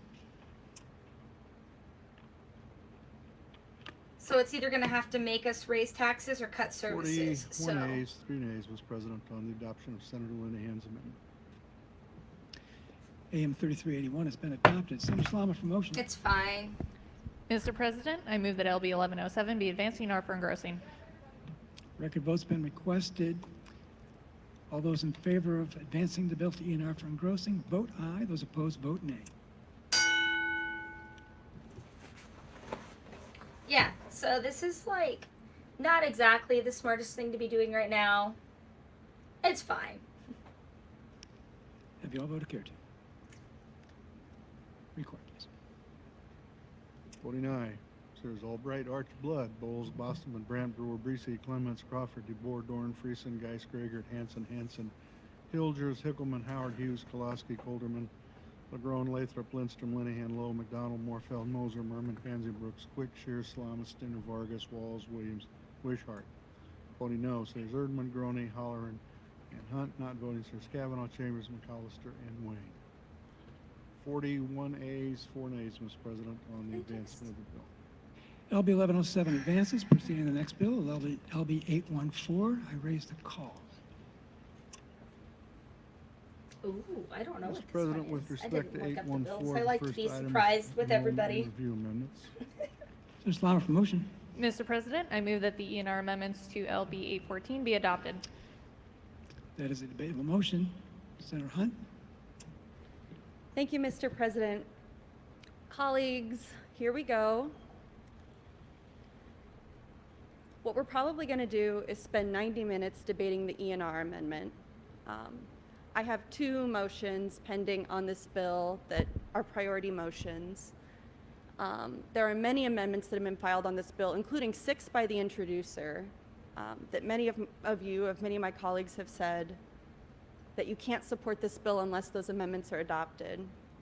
But because of the way this bill has been run on time, because of the way the procedure has been messed up from the beginning, we're honestly not going to get to those amendments. And if you would like to, you can drop out of the queue, we can advance ENR, and then we can go through the amendments, including Senator Geist's amendments that many of you say need to be adopted in order for this bill to be in good shape. And then we can pass an unconstitutional abortion ban that's perhaps in a little bit better shape than it is today.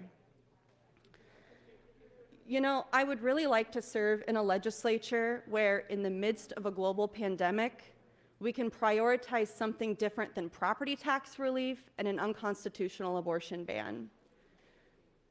But the train is off the track and nobody wants to help get it back on. And to me, in this body, it's embarrassing. It's a failure of imagination. It's a failure of big picture thinking. And that is a very poor legacy that many of you are going to be leaving from your time in this body. This whole session has been a mess of process and a mess of priorities. And to me, we're creating a legacy from this session that is just beneath the dignity of the work that we're called here to do. When you all were in quarantine from March to now, did any of that make you think about what's really important? The fact that we had a colleague who was hospitalized for weeks and weeks with COVID, did any of that make you wonder what's really important? And if you reflected on that and decided that passing an unconstitutional abortion ban when we come back for 17 days to get something done in the midst of a global pandemic, in the midst of children facing hunger, figuring out what to do, sending people back to school, evictions, people becoming homeless, and the biggest uprising against racial injustice that we've had in my generation and many of your generations, if you reflected on all of that and thought you would come back and pass an unconstitutional abortion ban, then that's really beneath the dignity of what we're able to do here. And I want the record to show that somebody thought that this bill at this time was not worthy of the amount of time and Sturm und Drang that we're spending on this right now, in the midst of a pandemic. We've done enough to engender shame in Nebraskans. I oppose this bill for many reasons, and many of them are reasons that any reasonable person here would agree. There's the way the poll motion was handled. There's the way the call of the question was handled on the poll motion, which was totally bungled because the lieutenant governor who is presiding is an activist and he's running legislative strategy from the chair. A man with more integrity and moral consistency would not preside on a bill that he himself had lobbied and worked to pass. There's the confusing way procedure was handled in the last round of general file debate. There's the language of the bill itself, which is crude language, it's incorrect language. If we thought this bill was so constitutional and it was so ready for prime time, then why did the introducer herself have to put 6 amendments on it? I hear a lot of you chatting over here who need to be listening and thinking about the constitutionality of this bill and the price that we're going to be asking Nebraskans to pay in court fees. We couldn't get anything done for people who are suffering in the pandemic, but we're going to drop a whole bunch of money on court fees to defend an unconstitutional abortion ban, which is absolutely going to get overturned. We aren't taking the work seriously of making sure that the language and the policy is right.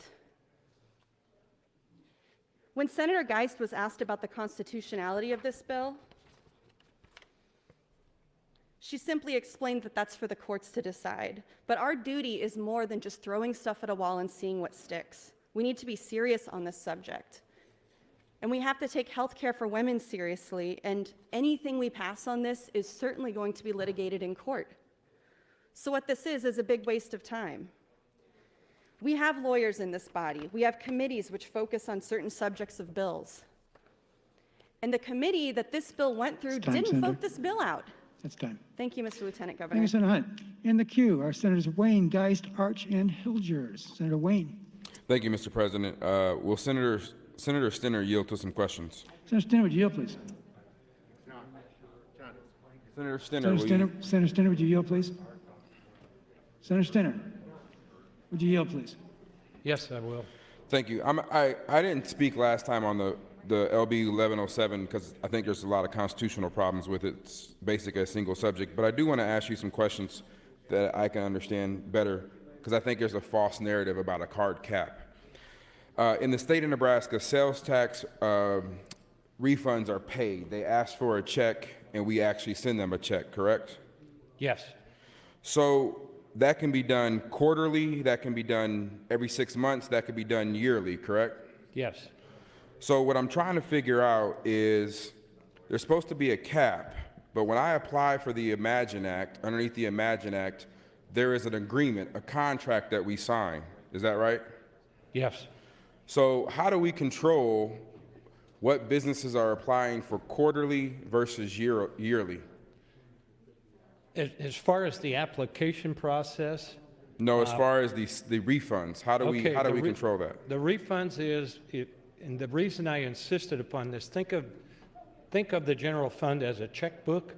Once you've paid out 25 million in actual cash that came out of the general fund, that's the cap for that day, or Right. that year. And I appreciate Then you go that. to the next year. I appreciate that, but if I have an agreement with you that you are going to pay me when I submit that, how does the state not follow through their agreement? The state will say, yes, you have complied with all of the things in the agreement, but you are going to be put in a queue and paid out according to how much dollars are expended and what that cap is about. That's So then what I are you was going to insisting. put interest on that dollars? Because I didn't see that in the statute. No, but they can book it as a receivable. I think when you're a corporation and you apply for it and you receive it, you book that as a receivable at the particular point in time. So you've accounted for it.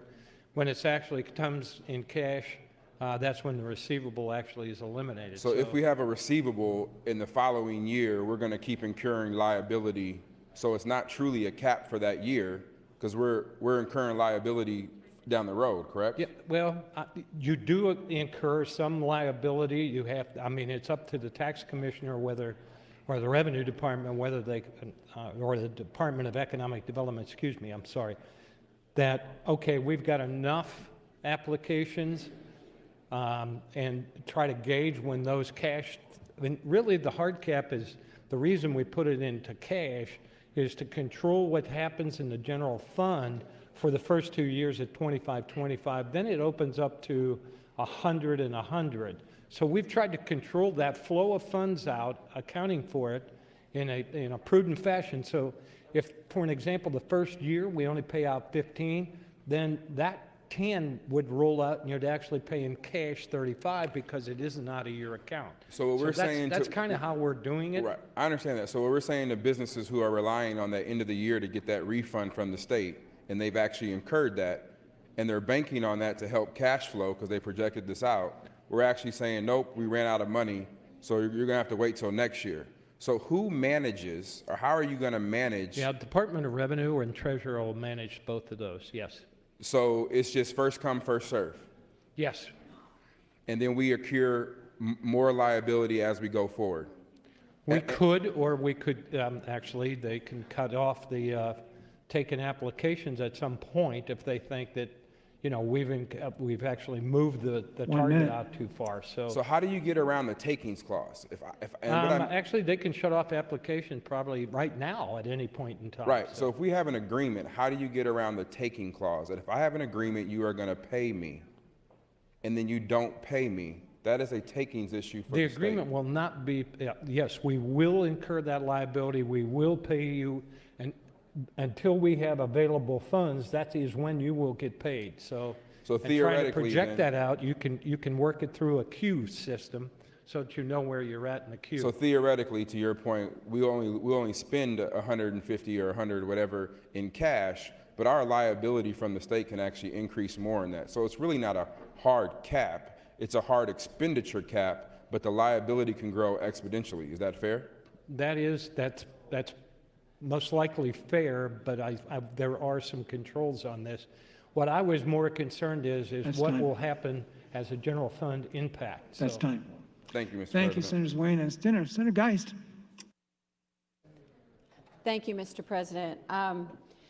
I want to get back to what the main thing is on this bill. And the main thing that this bill does is it bans a procedure that happens between the 12th and the 24th week of a woman's pregnancy. This procedure is called a dismemberment abortion. It's also called D&E, which is dilation and evacuation. It's horrific and it's barbaric. I also contend it's inhumane. Fortunately, though, this practice is done infrequently in Nebraska, and that's a very important emphasis that I want to make. We're going to be talking more today about the constitutionality of this bill. We would not have brought this bill if we thought it was unconstitutional. This practice is done relatively infrequently in Nebraska. In 2017, there were 21 cases out of 133, or 16%. In 2018, there were 32 out of 178, which is 18%. In 2019, there were 6 out of 181, which is only 3%.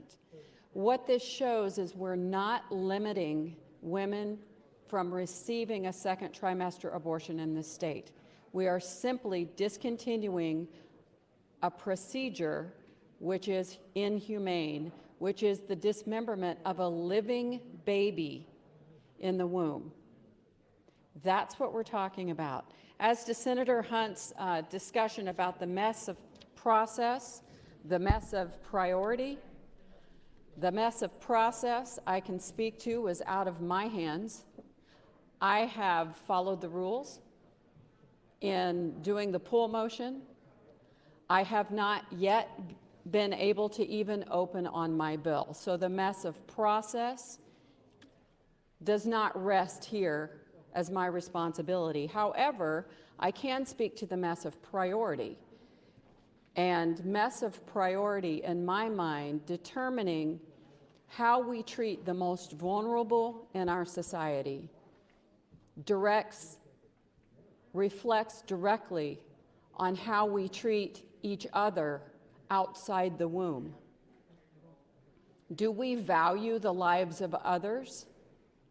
I think we can see in our culture a devaluing of the lives of others. When we devalue the life of living children, it's a direct correlation of devaluing the life of each other. When we teach our children that the lives of younger children, unborn children, are not valuable, it reflects on our value of our own children. This is a priority. This is something we need to discuss. In the middle of a pandemic, in the middle of racial unrest, valuing life is a foundational commitment we should have to each other. It is of utmost priority and deserves to be discussed. That's what we're doing with LB 814. And as we go through the morning, you're going to hear that this is on very constitutional grounds. I do have an amendment that I would like to attach to this bill. Hopefully, we will get there this morning. That is my intention. And with that, thank you, Mr. President. Thanks, Senator Geist. Senator Arch. Thank you, Mr. President. I rise in strong support of LB 814, and I want to address 3 of the arguments that have been used in opposition to this bill thus far. Number 1, government should not get between a physician and a patient. Well, in fact, government does intervene when the potential harm is greater than the harm of intervention. And government intervenes in the practice of medicine for the health, safety, and general welfare of society. And I want to give you just one example of government intervention: prescribing and dispensing of narcotics.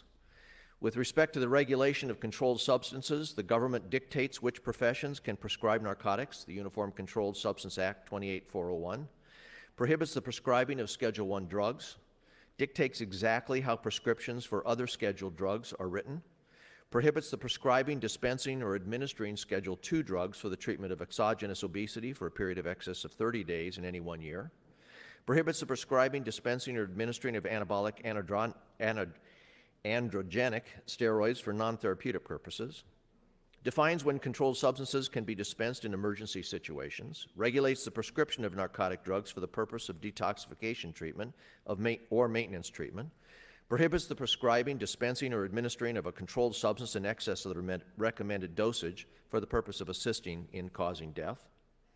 Government has and will intervene for the health, safety, and general welfare of society, especially to prevent great harm. Number two, this procedure is necessary in emergencies. I want to quote the definition of an emergency, a medical emergency. It is, quote, an unforeseen combination of circumstances or the resulting state that calls for immediate action, immediate medical attention. There's a problem with this. The dilation of the cervix in this procedure preparation takes time. Reading from Management of Unintended and Abnormal Pregnancy, Comprehensive Abortion Care, which is the textbook in use now for abortion procedures, published in 2009, which is the most recent edition from my understanding. Circumstances or the result. Quote, D&E affords both patients and clinicians more predictable timing of the procedure. The patient typically undergoes 1 to 2 days of preoperative cervical preparation with osmotic dilators, chemical ripening agents, or a combination of the two, page 158. Another quote, experienced clinicians can safely achieve accelerated cervical preparation before D&E abortion up to 24 weeks gestation in 12 to 16 hours, page 159. Whether it is 1 to 2 days or 12 to 16 hours, cervical dilation for the procedure takes time. 12 to 16 hours does not allow for immediate medical attention, according to the definition of an emergency using this procedure. Number three, causing fetal demise prior to the abortion procedure can be harmful to the mother. Quoting from a sworn declaration from Michael T. Valley, MD, in the case of Planned Parenthood Southwest Ohio Region et al. Plaintiffs versus Ohio Attorney General David Yost et al. On March 4th, 2019, quote, it is my opinion based on scientific data and studies, any physician qualified to perform second trimester abortions can effectively terminate fetal life without dismemberment prior to performing a dilation and evacuation procedure at any point during the second trimester of pregnancy. Quote, such a procedure provides psychological benefits to patients and staff and comports with sound medical ethics, does not add any significant risk to the mother's health during the D&E procedure. Quote, in sum, requiring providers to induce fetal demise before dismembering a fetus provides medical benefit to the fetus, patient, and abortion staff and presents no serious risk of harm to the mother. Such a requirement is consistent with the ethical standards of the medical profession. And one other quote from Management of Unintended and Abnormal Pregnancy, Comprehensive Abortion Care. Quote, in conclusion, injection to cause fetal demise appears to be a safe procedure with low complication rates based on the limited data available. I support LB 814. I encourage the passing of this, and I yield the balance of my time to Senator Hilgers. Thanks, Senator Arch. Senator Hilgers, 45 seconds, and you're next in the queue, so you got 5 minutes 40. Thank you, Mr. President. Will you let me know when I'm on my time? Yes, I will. Thank you. Good morning, colleagues. I rise in strong support of LB 814. I'm going to spend probably all my time speaking directly to the constitutionality of this particular bill. There's been a lot of discussion. I think it's been used as a sword, suggesting that this is clearly unconstitutional. I think nothing could be further from the truth here. And I'm going to walk through this analysis. I did a little bit of this during the pull motion, but I think this is a good time to walk through this. And I would challenge opponents to come back and address some of the arguments that I've made and see where I've missed something, because I think ultimately the facts that are before us here, I think, make a very strong case that this is actually unconstitutional. So if you take a step back and you walk through how this analysis should go. You're on your time, Senator. Thank you, Mr. President. The first thing is that what we do is presumed constitutional. So the burden is on those who would oppose this bill to say that it is unconstitutional. And the first place that you go to is, of course, the Constitution, either the state or federal Constitution. You look to the words within each of those two documents. And there is no suggestion, and there is no part of either of those two documents that would suggest that there is actually a textual restriction on this particular bill or the procedure that would be prohibited. The next question is there a court case from the United States Supreme Court or a binding circuit decision from the Eighth Circuit? As to that question, I think the answer is no. And in a minute, I'll talk about Senator Chambers' argument that he has brought forward and asked the Attorney General to address. Then the last question, if there's not a Supreme Court decision that is binding here, and there's not an Eighth Circuit decision that is binding here, or a federal district court decision from the District of Nebraska that is binding here, then the next thing you can look at is other circuits or other courts, and maybe that is persuasive as the analysis here. So in this regard, there are two arguments that I have heard on the floor, and I'll call the first one the Senator DeBoer argument, and the second one is the Senator Chambers argument. And they both rely on two different court cases. So the first argument from Senator DeBoer is the Sixth Circuit opinion in the Friedlander decision. And in that case, there was a Kentucky bill that was similar to this, at least on its face, that the district court, after a 5-day bench trial, determined was unconstitutional and enjoined it, and then that was affirmed by the Sixth Circuit. And Senator DeBoer, I listened to her argument last week, and she said that the facts here are the same as the facts there, therefore it's persuasive. That's a strong argument as the unconstitutionality. And I think in two foundational, fundamental, you cannot avoid reasons, there are two different facts that are totally different.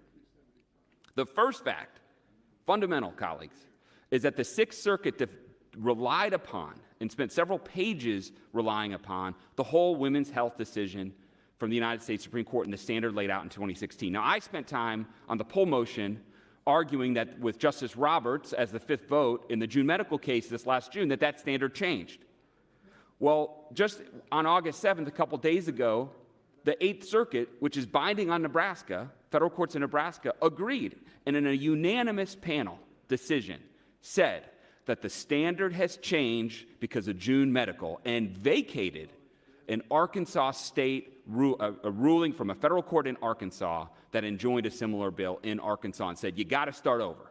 So the extent that Senator DeBoer or others are relying on the Sixth Circuit decision, on its face, it does not apply because the standard is different under June medical. That's point number one, and I think that's critical.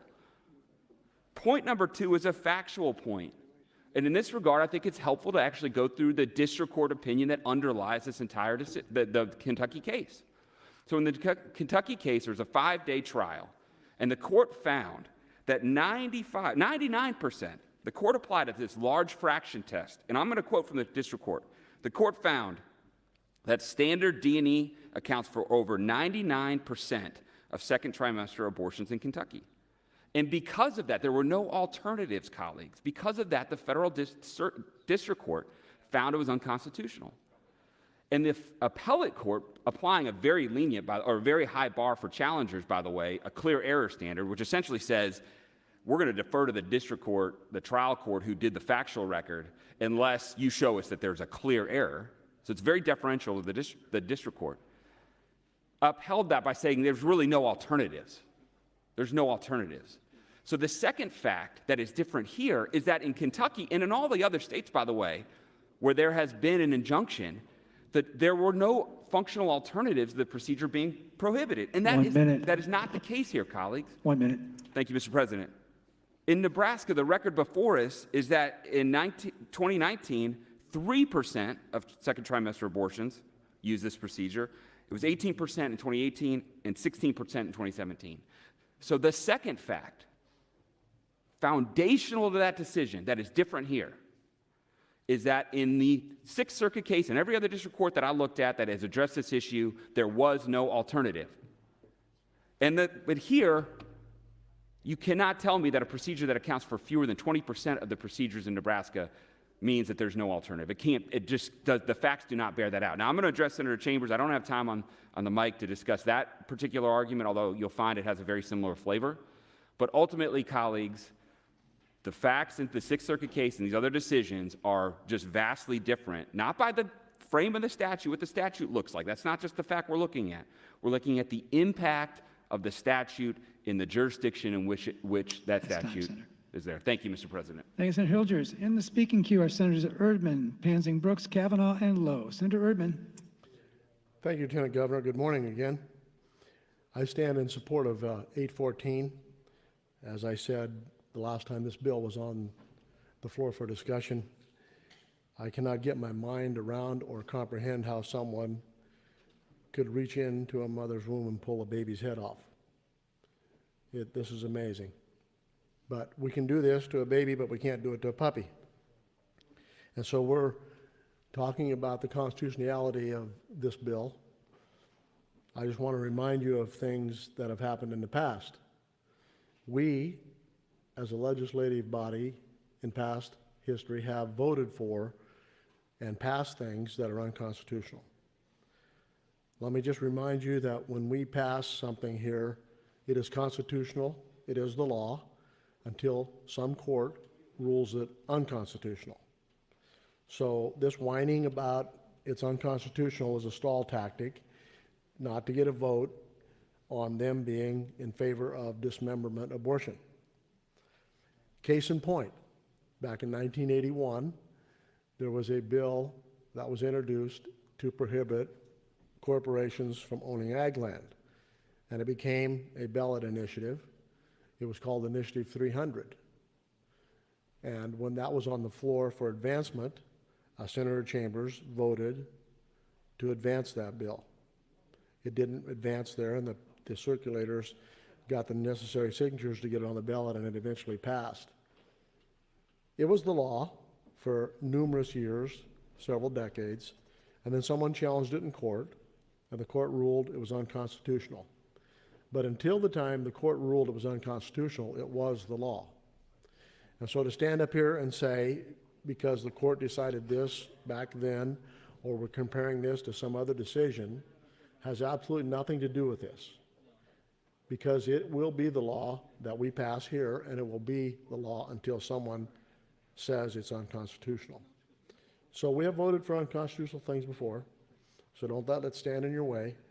What you need to consider is if you vote against 814, you are in favor of tearing babies apart in the womb. That is a live person that you are destroying in the womb. So that's what the vote's all about.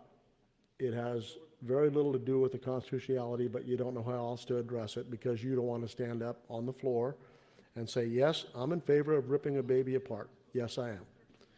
That's not where I'm at, and that is not what most Nebraskans agree with as well. So I am voting for 814, and I encourage you to do the same. Thank you. Thanks, Senator Urban. Senator Pansing Brooks. Thank you, Mr. President. So we've already had discussions on general about stare decisis, and that is the decision that was the reason that the Supreme Court Justice Roberts upheld the most recent abortion case in June. And that is, stare decisis means that we stand by things that are already decided. So we don't waver on former precedents with every new judge. And, you know, Senator Hilgers is talking about, well, you know, it's that any laws that we pass are not presumed unconstitutional. But they are presumed unconstitutional if it's a law that contradicts the Constitution. So if we came in here and said, okay, that's it, no more First Amendment, that's our decision and we are presumed correct. No more free speech in the state of Nebraska. How many of you think that would actually hold up? It wouldn't. So you take a Supreme Court case that says don't place undue burdens on women who are pregnant, and then all of a sudden say, oh, well, but we are going to place this undue burden on that woman and her right to an access to an abortion as decided by the doctor and the woman, the patient, then that is what we're talking about as unconstitutional. You can mess around with the verbiage in the case and say this means that and this means this, but again, it's not presumed constitutional if you take a constitutional precept and law and change it and then say, oh, well, we're just going to wait until somebody rules on this. It was the Eighth Circuit sent it back to the district court. That basically means nothing. It means that they've sent it back because the case wasn't properly brought before the Eighth Circuit for them to rule. They've sent it back. So you're talking about district court. Remember when all the discussion about LGBT was going on? And you all said, oh, we need to wait for the Supreme Court to act. We need to wait on that. And, you know, people have waited, and it's the same thing. You interpret the Constitution somehow, with what knowledge I'm not sure, but you interpret the Constitution to say what you want it to say, and that's fine. We're taught in law school to argue both sides of an argument. But again, I'll point out that, of course, what we're talking about and what Senator Geist continues to mention is that, and I agree with her, how we treat each other, how we value each other, that's really important in our lives. And if we're devaluing the life of children, that reflects on us. But being pro-choice doesn't mean that I'm not valuing a life. Being anti-choice means that you're actually valuing all birth, no matter what, no matter the case, no matter what is happening to that person and to that person's life. And yeah, we can talk about the gruesomeness of all medical procedures. They are gruesome. But what we're talking about is making sure that, I haven't heard Senator Hilgers talk about stare decisis, which is the way that Chief Justice Roberts voted and wrote the opinion. So again, Senator Hilgers said facts are 20% of women can't find another alternative. Well, who is he to determine what the doctors determine? And is that 20% of the people that are at that point of their pregnancy? Thank you, Mr. Lieutenant Governor. Thanks, Senator Pansy Brooks. Senator Kavanaugh. Thank you, Mr. Lieutenant Governor. Good morning, still morning, colleagues. I rise in opposition to LB 814. Constitutionality aside, I will reiterate that I don't think any of you should be making my healthcare choices for me. When I am in the delivery room giving birth, which this is not an announcement, by the way, in case my mom's watching and freaking out, not having any more kids, Mom, at least not right now. But when I have been in the delivery room, the last thing I want is policy and politics taking over my health care. I have given birth 3 times. Each one was different. Each one was unique and had its own unique challenges in the delivery room. With my oldest daughter, I had an epidural after being induced. It was an emergency induction because the placenta was losing fluid. And so I had to be induced, but the induction took a long time. And then once it started to take effect, I threw up from pain, which I have never done before in my life, and I've never done since. I was in so much pain, I threw up. And so then they gave me an epidural, but it was still gonna be another, I think, 9 or 10 hours before she came into this world. She was in distress. She had the umbilical cord wrapped around her, and I was determined to not have a C-section. Probably foolish to be determined to anything when you're delivering a baby. But that was my determination, and that's what I was trying to achieve. And I wanted her to come into this world safely. And if I had to have a C-section, fine, but we were gonna try and get her here safely. So after having an epidural, which for those that don't know, is where they stick a needle in your spine and numb the bottom half of your body, I was told that she was in serious distress and her blood pressure was dropping.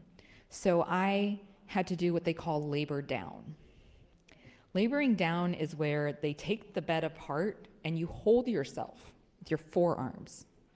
I held myself up, 9 months pregnant, with half my body numb, for 45 minutes, so that my baby could come down the birth canal and be delivered safely.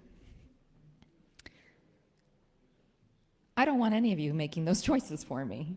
I don't want any of you telling me that I have to have a C-section or that I can't have an epidural or any other myriad of decisions that were made in that room, whether or not forceps are used. Where does it end? This is a medical procedure. It's a medically necessary procedure. As has been stated over and over and over again by the introducer, this does not ban abortion. This does not even ban this type of abortion. This bans a very narrow scope of this type of abortion. And it, in doing so, risks the health of women who, believe it or not, are people and have lives. With my third child, Barrett, who most of you know, I had to be induced again. I was induced with all 3 kids. They all went late. I had to be induced with Barrett, and he also had the umbilical cord wrapped around his neck. And I knew One minute. I needed to labor down that time, and I knew nobody was telling me. And I could tell the room changed. People were scared. And I just said, take this bed apart. We're getting this baby out safely. And that's what we did. And he failed his APGAR, which is the test they give as soon as the baby's born. It was 7 minutes of torture where people were attending to me, and I told my husband that he needed to be with the baby. It was terrifying and excruciating and beautiful and disgusting, all wrapped into one. And none of you have any business being a part of that. None of you. Male or female, you don't have any business being a part of those decisions.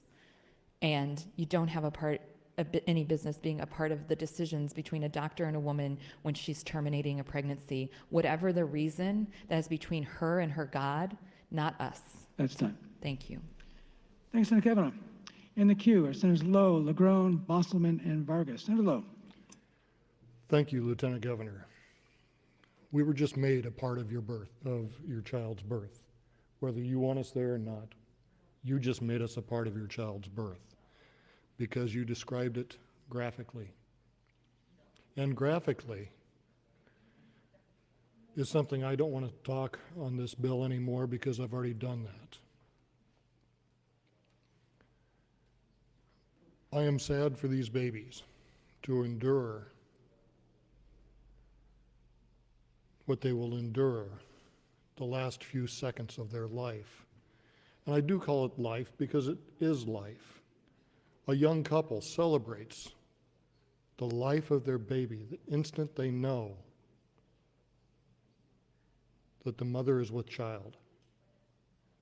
And the term is with child because that's what it is. It is a baby. It is a human being at that time. It is growing and it is expanding and it is beautiful.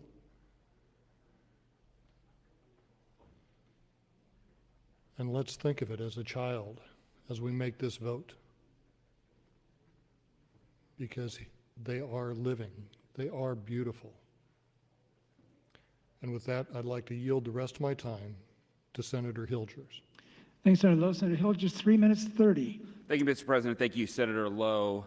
I rise again in support of LB 814. I want to address, since it's fresh in our mind, the comments that Senator Pansing Brooks made. I always appreciate her comments, especially as a fellow attorney, and largely focus on the stare decisis issue, which I agree with, and this concept of saying, well, yes, what we do is presumed constitutional, but we shouldn't be doing things that are clearly unconstitutional. And with that statement, I, of course, agree.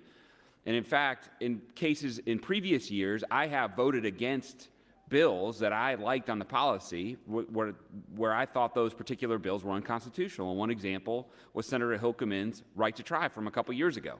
I thought that was clearly unconstitutional, and so I voted no.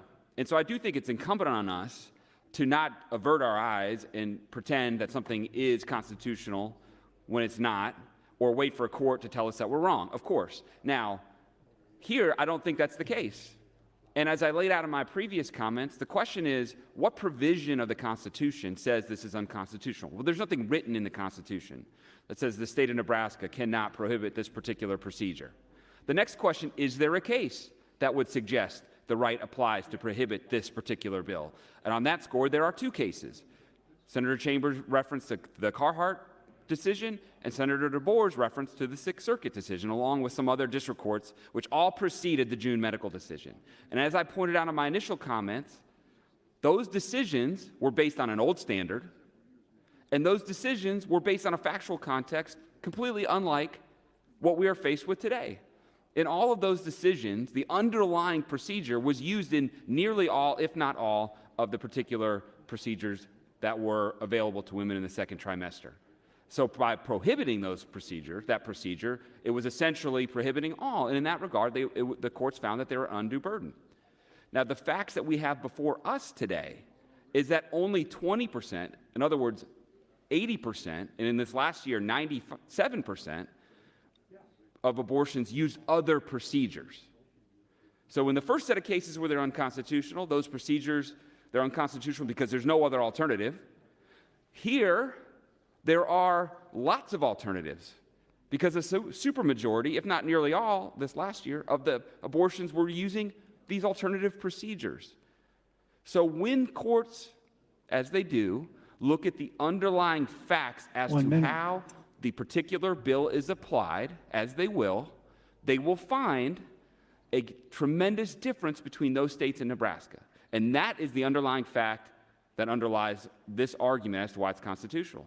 And the one that I have not heard any counterargument as to how those facts are incorrect. Now, one point on the Justice Roberts argument, that the June medical decision, the reason why he voted to uphold it is because it was exact same case as the whole women's health decision. It had to do with something totally different from what we're dealing with. It had to do with admitting privileges at abortion clinics. Exact same. And Justice Roberts said, look, I don't agree with the standard of the previous case, but when they're the exact same, we ought to treat them the same. That does not mean that those cases in any way are the same as this case, which has to do with the banning of a particular procedure. Admitting privileges, banning a particular procedure. They're totally different. It's time. Thank you, Mr. President. Thank you, Senator Hilgers. Senator LeGrone. Thank you, Mr. President. I'll try not to be repetitive with Senator Hilgers' argument, and if I have time after I've said what I need to say, I'll give him something to address Senator Chambers' argument. I want to get into why the Eighth Circuit opinion is so important. And really the top line issue is that it sets the standard that this would be looked at by in Nebraska.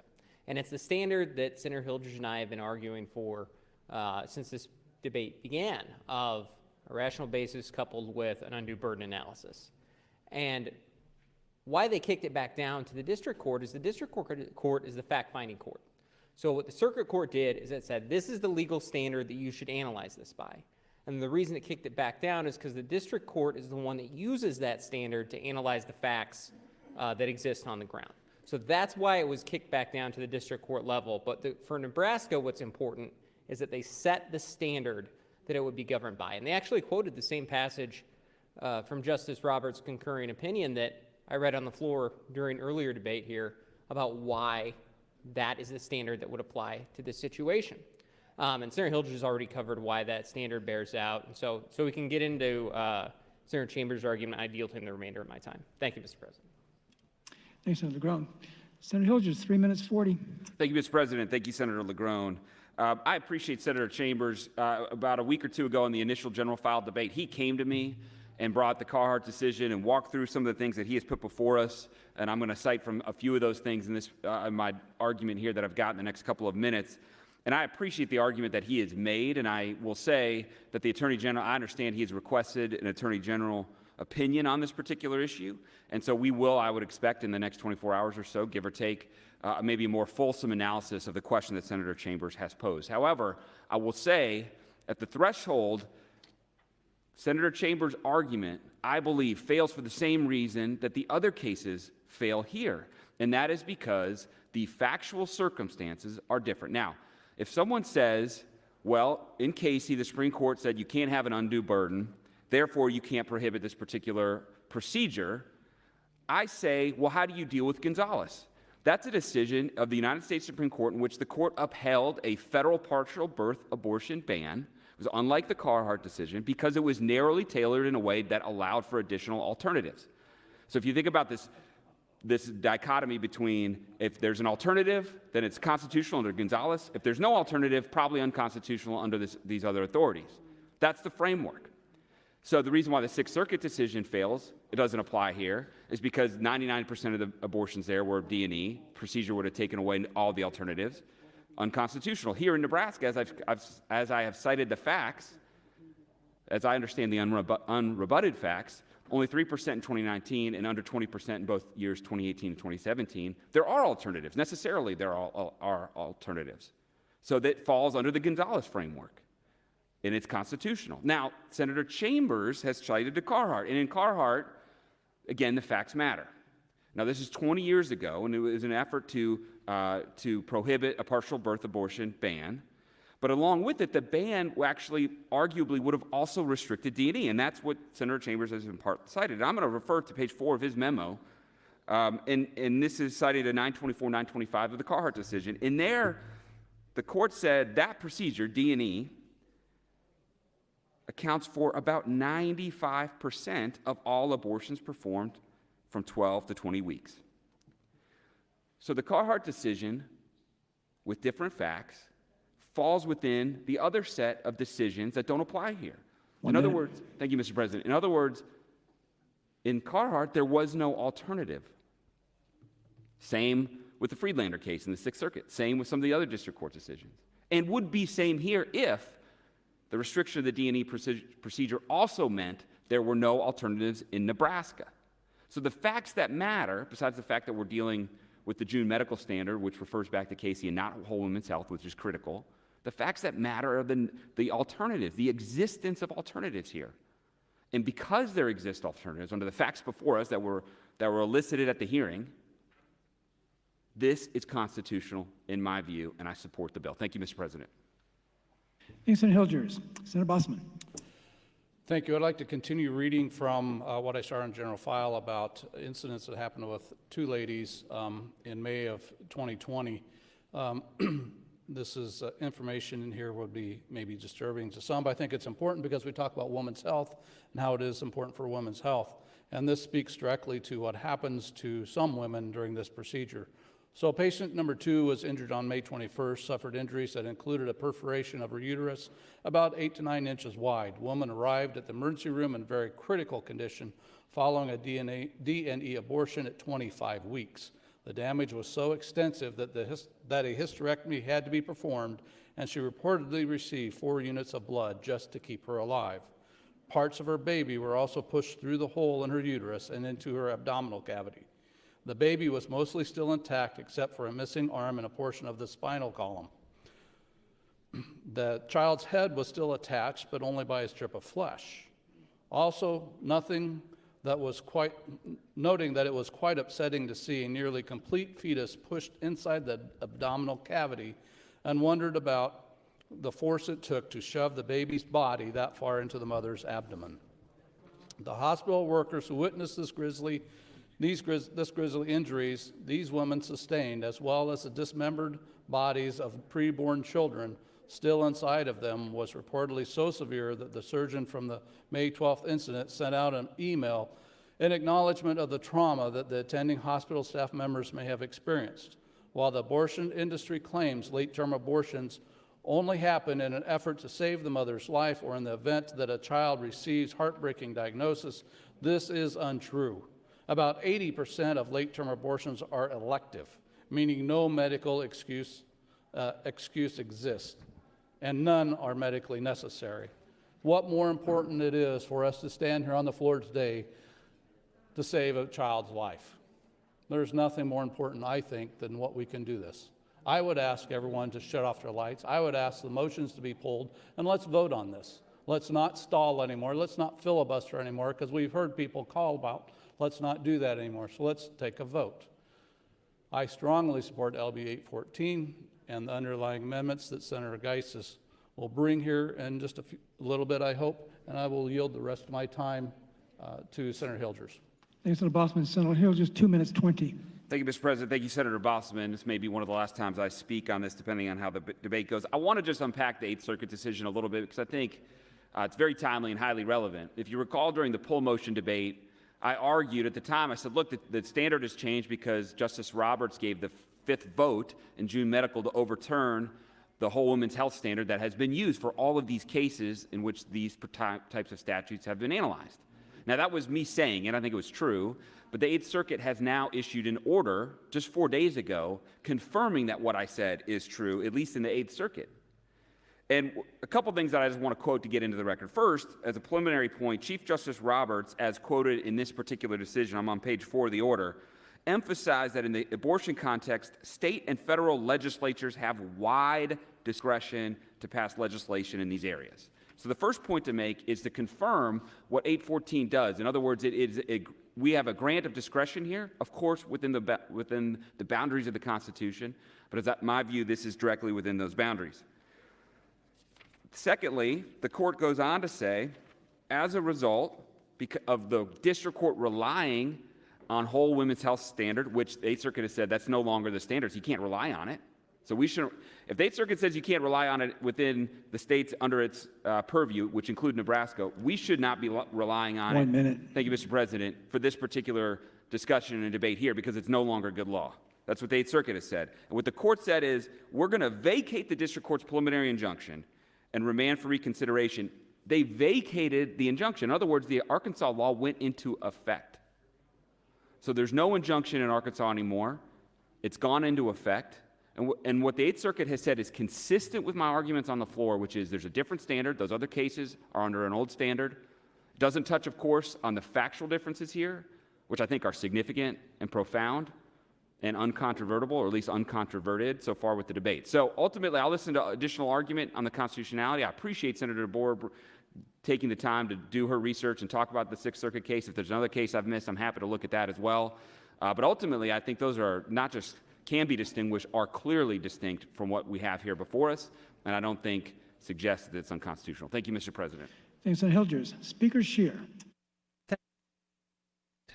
Colleagues, the time allotment on this will be about 10 after 12. Rather than come back for 10 minutes, continuing debate, we'll just run through the time period here, but still offer a minimum of an hour lunch break. So if you're doing some scheduling, we'll dispense of this bill and then have lunch. Thank you. Thank you, Mr. Speaker. In the queue, Senators Vargas, Halloran, Matt Hansen, and DeBoer. Senator Vargas. Thank you very much, President. Colleagues, I think I made part of my point here in the past, but I have just a few different things I wanted to chime in here. And I remember that when the hearing happened, that the article that came up that said in the Omaha World Herald, obstetricians clash over Nebraska bill, and in reference to this bill. And part of the issue that I have is usually when we're in committee, we may be able to work on some amendments on an issue that has clear issues. And this obviously has some issues with some individuals that are obstetricians on one side saying, we don't think you need to change this, and some saying that this needs to be changed, which leads me to believe that part of the committee process is to enable legislation to improve. I know that wasn't afforded in this instance, or not necessarily afforded, but didn't happen in this instance. But that's part of the issue that I have with this, because I always like, at least when we're dealing with issues that have to do with the medical community, a level of deference to ensure that we are not imposing in the relationship that exists between the medical community and what is in the best of intention of individuals' health. As a lawmaker, that we typically do not, or at least I have not, like getting in that. So that's been my stance with this, and I just wanted to make that known and appreciate the debate, but that's a struggle that I have that make it really, really hard for me to vote for this. But with that, I will be giving the rest of my time to Senator Moorfeld. Thanks, Senator Vargas. Senator Moorfeld, 3 minutes 20. Thank you, Senator Vargas. Thank you, Mr. President. In response to Senator Hilger's comments about the Eighth Circuit decision, I think I need to say just a few things. The bottom line is that this is not the final word on whether or not D&E bans are sound law or policy. What the three-judge panel of the Eighth Circuit said is that it sent the Arkansas case back to district court. It's not unusual for courts to send a case back down once the Supreme Court has issued a new decision, even if the result wouldn't change. The trial court in Arkansas issued an order before June Medical Services that was decided on June of 2020, and the trial court applied the standard articulated in Whole Women's Health, the Supreme Court case. Sometimes a court may instead ask the parties for supplemental briefing in these instances, but here the court just decided to remand it back to the trial court for consideration under the original Casey standard. There's been a lot of confusion about what June means and what Chief Roberts did or did not do in his concurrence in LB 814 during this debate. So let's clarify this. The Eighth Circuit ruling, which is binding in Nebraska, just said very clearly that Chief Justice Roberts' concurrence adhered to and applied Casey. Chief Justice Roberts said the Casey test should look at solely whether or not the law imposes a substantial obstacle or burden, and according to him, the Casey test does not use the balancing test to look at the law's benefits and burdens. Quote, according to Chief Justice Roberts, the appropriate inquiry under Casey is whether or not the law poses a substantial obstacle, or a substantial burden, not whether benefits outweighs burdens. To the extent that Casey discussed the benefits and regulations, it did so in considering the threshold requirement that a case have a legitimate purpose and that the law be reasonably related to that goal. How do we measure undue burden? Senator Hilger says that this procedure is only used in 6% of the cases in Nebraska, so there's no undue burden or substantial obstacle in his opinion. But you don't measure the harm from those not affected by the unconstitutional regulation. You look at those affected. This is from Casey. Quote, the analysis does not end with 1% of women upon whom the statute operates. It begins there. Legislation is measured for consistency with the Constitution by its impact on those whose conduct it affects. The proper focus, and this is key, colleagues, the proper focus of constitutional inquiry is the group from whom the law is a restriction, not the group for whom the law is irrelevant, end of quote. The burden is measured on women who are denied a medical procedure, not for those who don't ask for it, colleagues. Considering this point and the arguments that Senator Chambers made, this bill is unconstitutional. That is why I stand in opposition to it. It is clear. It is very clear that this bill is unconstitutional based on the Roberts concurrence and then based on the case law previous to it. It's time. Thank you, Mr. President. Thanks, Senator Morfeld. Senator Halloran. Thank you, Mr. Lieutenant Governor. I yield my time to Senator Hilgers. Thanks, Senator Halloran. Senator Hilgers, 4 minutes 55. Thank you, Mr. President. Thank you, Senator Halloran. Good morning again, colleagues. I want to unpack a little bit Senator Morfeld's comments, which I take really are on two issues. One is sort of the importance of the Eighth Circuit opinion, so I'll clarify that. And then the second argument is, well, this doesn't, we need to look at not the people who are not affected by these particular restrictions, but the people who are. So let me take them in order. So the Eighth Circuit opinion, let's be clear about what I'm using that for and what I'm not using that for. Eighth Circuit opinion totally takes out the legal underpinning of those who would point to cases, such as the Sixth Circuit case, such as other district court cases, to say that similar dismemberment abortion bans are unconstitutional. So all of those cases rely on whole women's health as a standard. And what the Eighth Circuit said in light of the June medical decision is you can't do that anymore.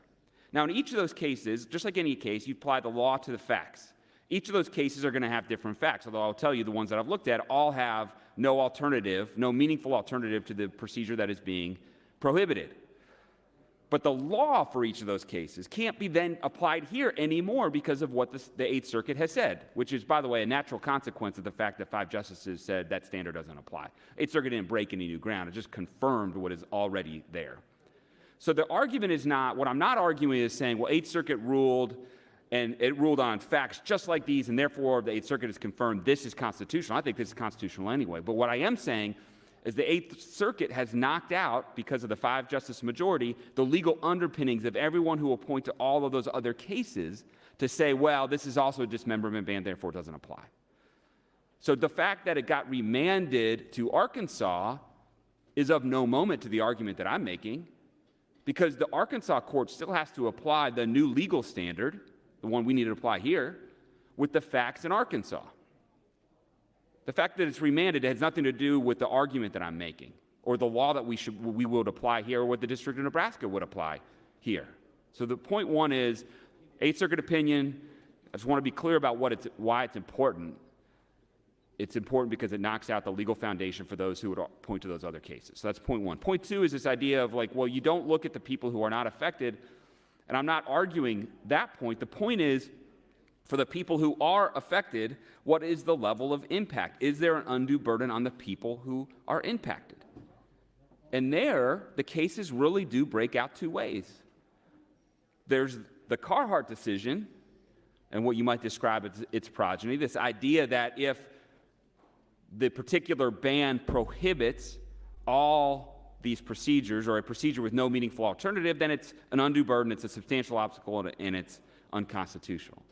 And then there's the Gonzalez line of cases, or at least flow from the concept of Gonzalez, which is if there are other alternatives and it otherwise fits within the discretion of the state legislatures to act or the federal government to act, then it's constitutional.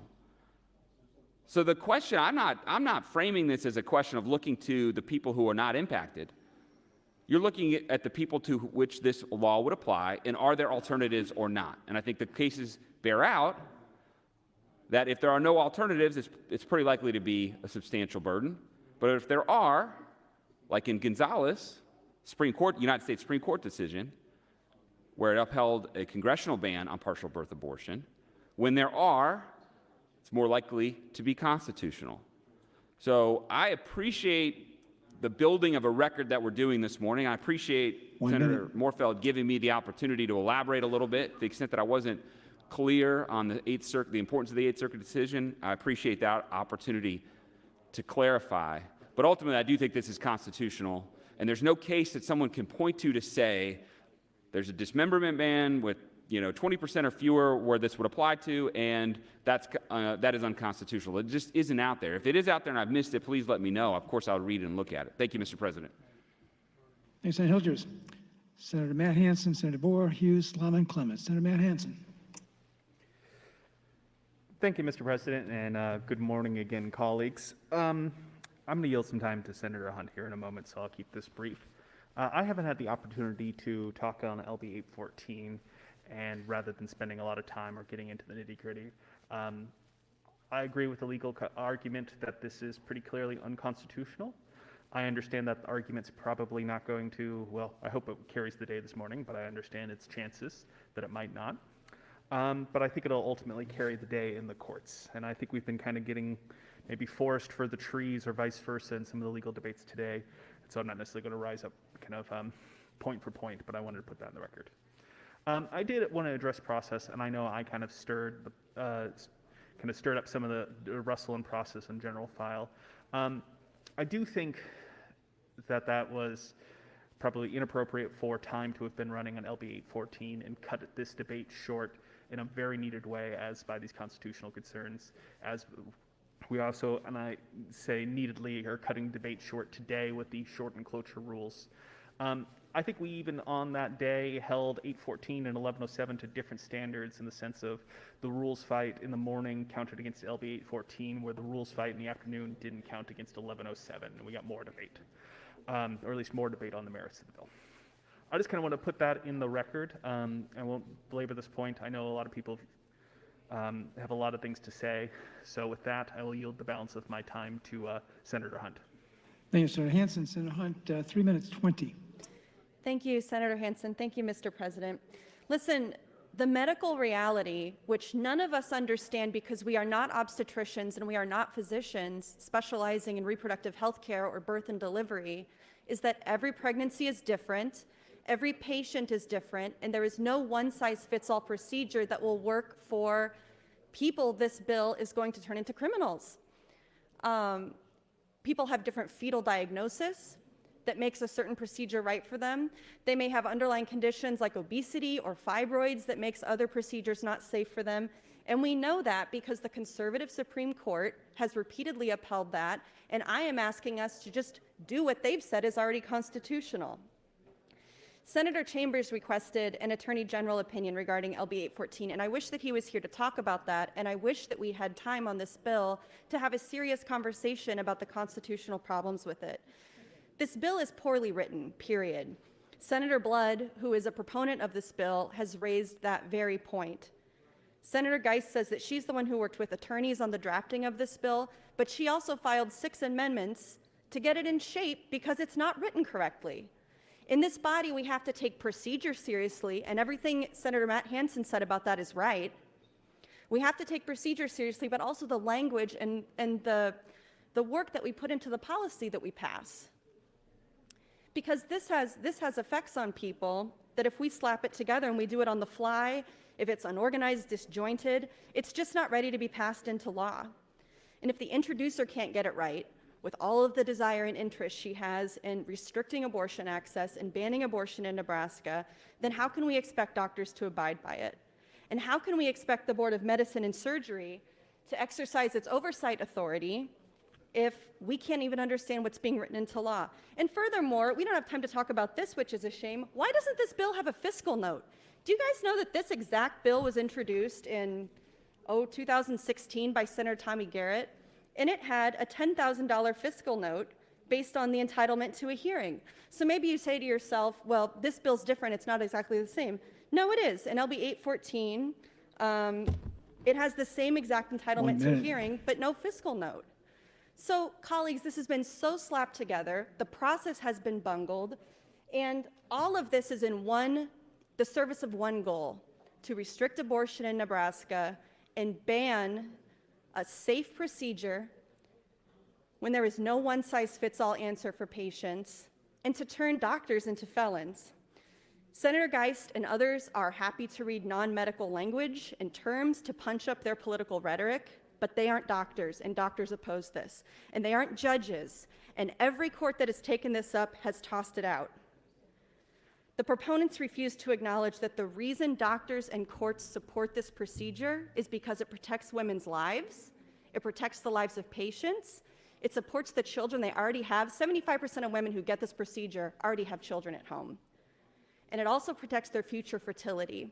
The other methods that proponents are talking about are essentially a lethal injection into the womb. It's not safe. Thank you. Thank you, Senator Hunt. Senator DeBoer. Thank you, Mr. President. Senator Hilgers, I appreciate the constitutional conversation that we're having on the floor. You and I have talked in the past about wanting to have these kinds of conversations on the floor, so I do appreciate, and it's not just Senator Hilgers, all the many senators who have been discussing the constitutional questions. Clearly, we all recognize that this is an issue that we have to address on this bill, that there are constitutional concerns that we have to address on this bill. And so we're taking a little time this morning, and ultimately it sounds like we might not all end up on the same page about the constitutionality.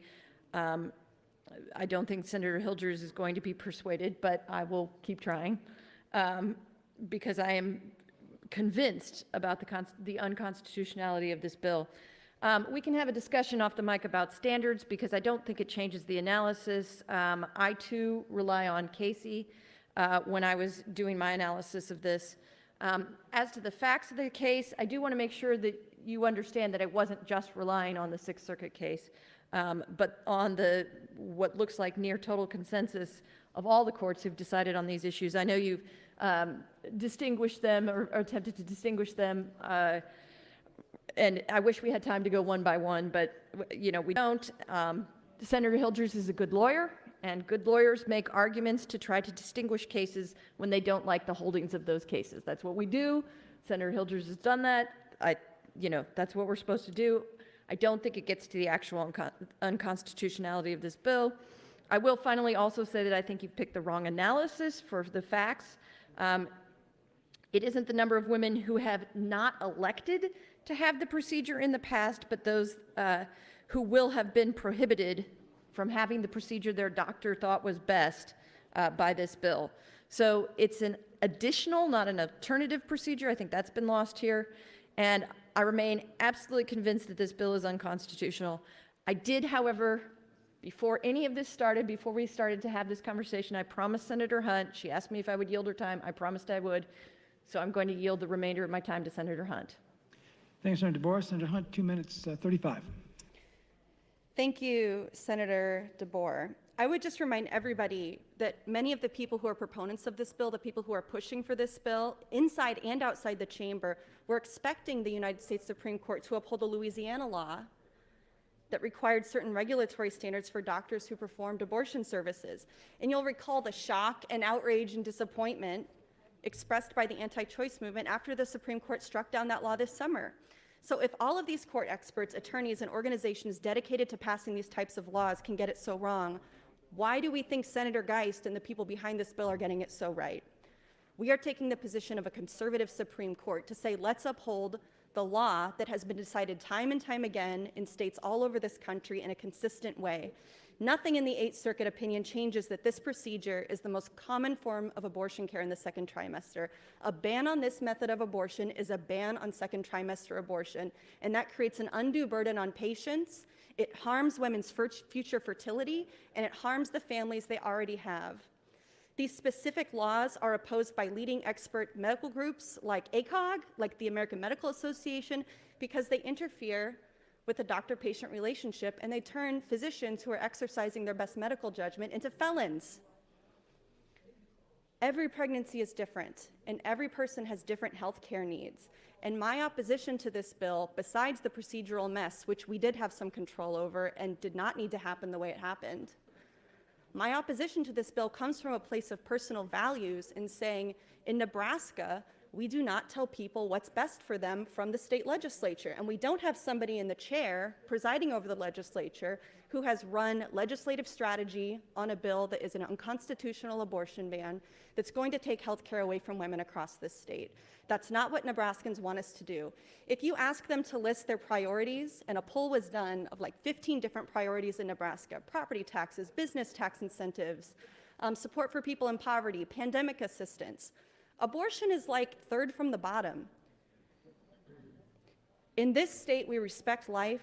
We have a culture of respecting life. But in this body, we do not have a record of respecting life. We do not have a record of supporting meatpacking plant workers. We don't have a record of supporting people facing eviction. And what have the people on the right gotten in this body for Nebraskans? Corporate tax incentives and an unconstitutional abortion ban. Well, very well done, colleagues. Very well done.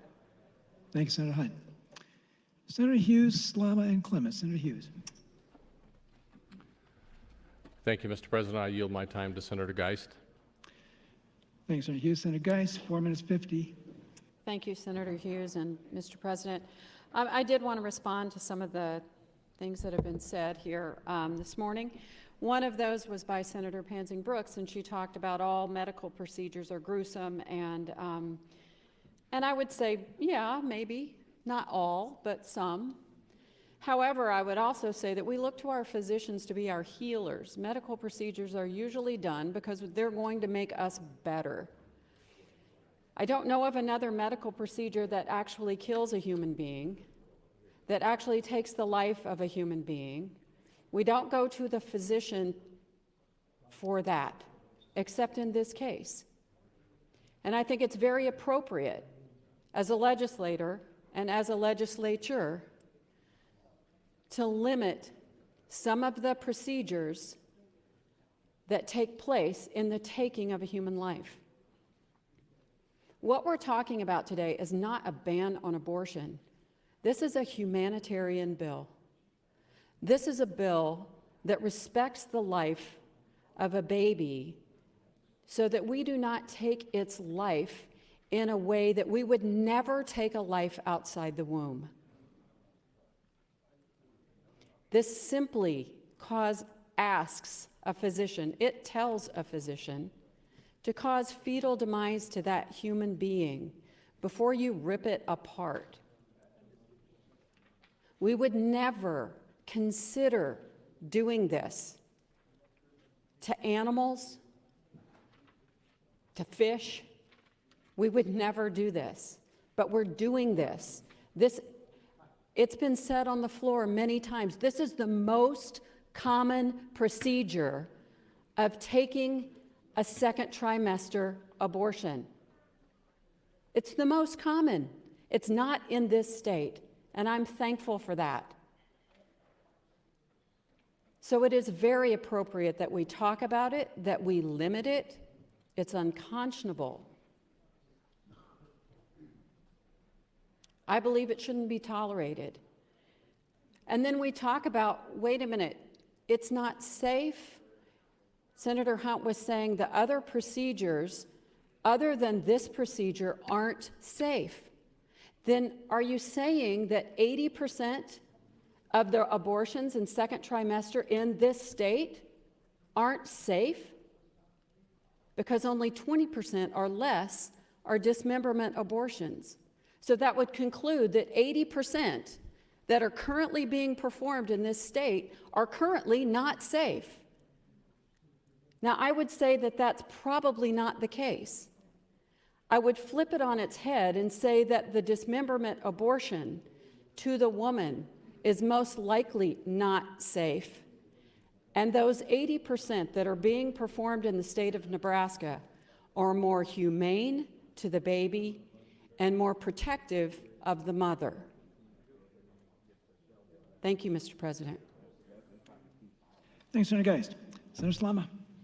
Thank you, Mr. President. Good morning, colleagues. I rise in strong support of LB 814. And with everything that's been said on the mic in the last hour and a half, as we get to close to the wrap-up time for this bill, I want to just take us back to basics as to what this bill is about. At its core, this bill is banning a form of abortion in which a living baby is ripped limb from its mother's womb. This bill doesn't ban that practice if the child dies before it is removed limb from the womb. This is solely banning the practice of ripping a living baby limb from its mother's womb. You know, I get that a lot of people in this body may be desensitized to that mental imagery. So please, in these last few minutes, picture it to something that you may actually care about. Picture it being done to a dog and a puppy, or a cat and a kitten, or even a prairie dog, because for whatever reason, we seem to value the lives of those things more than we do preborn children. So that's why I rise in support of LB 814, and I'd like to yield the remainder of my time to Senator Geist. Thanks, Senator Slama. Senator Geist, 3 minutes 35. Thank you, Mr. President, and thank you, Senator Slama. Another thing that I would like to draw our attention back to is it's been said on the floor that with all the time that we've been taking on this bill, how we're ignoring the fact of racial discord that's going on in our society, and then the epidemic and all of those things. And I've said consistently that discussing the value of life, I think, directly imprints how we look at how we're responding to the epidemic, the things that we prioritize in our life because of that. We were all sent home for 2 weeks to quarantine, and it gave a lot of us time to reflect on the things in our life that are important. And I would submit to you that many of us thought about things like, how do we treat our fellow man? What's most important in our life? Our family, our faith, our friends. That was a very good exercise. But then as we saw racial tension blowing up in our streets, I want to bring that back to this issue. Many of us don't think much about how this issue really merges with some of the racial tension and the racial, in some cases, disparities that go on in our society. And one of those I brought up last time we discussed this bill, and that was the very deliberate insertion of these clinics in minority communities and what abortion has done in the minority community. It's wealthy white people who have the lowest number of abortions, and it's the minority community that have the highest number of abortions. This is a bill that attempts to address that.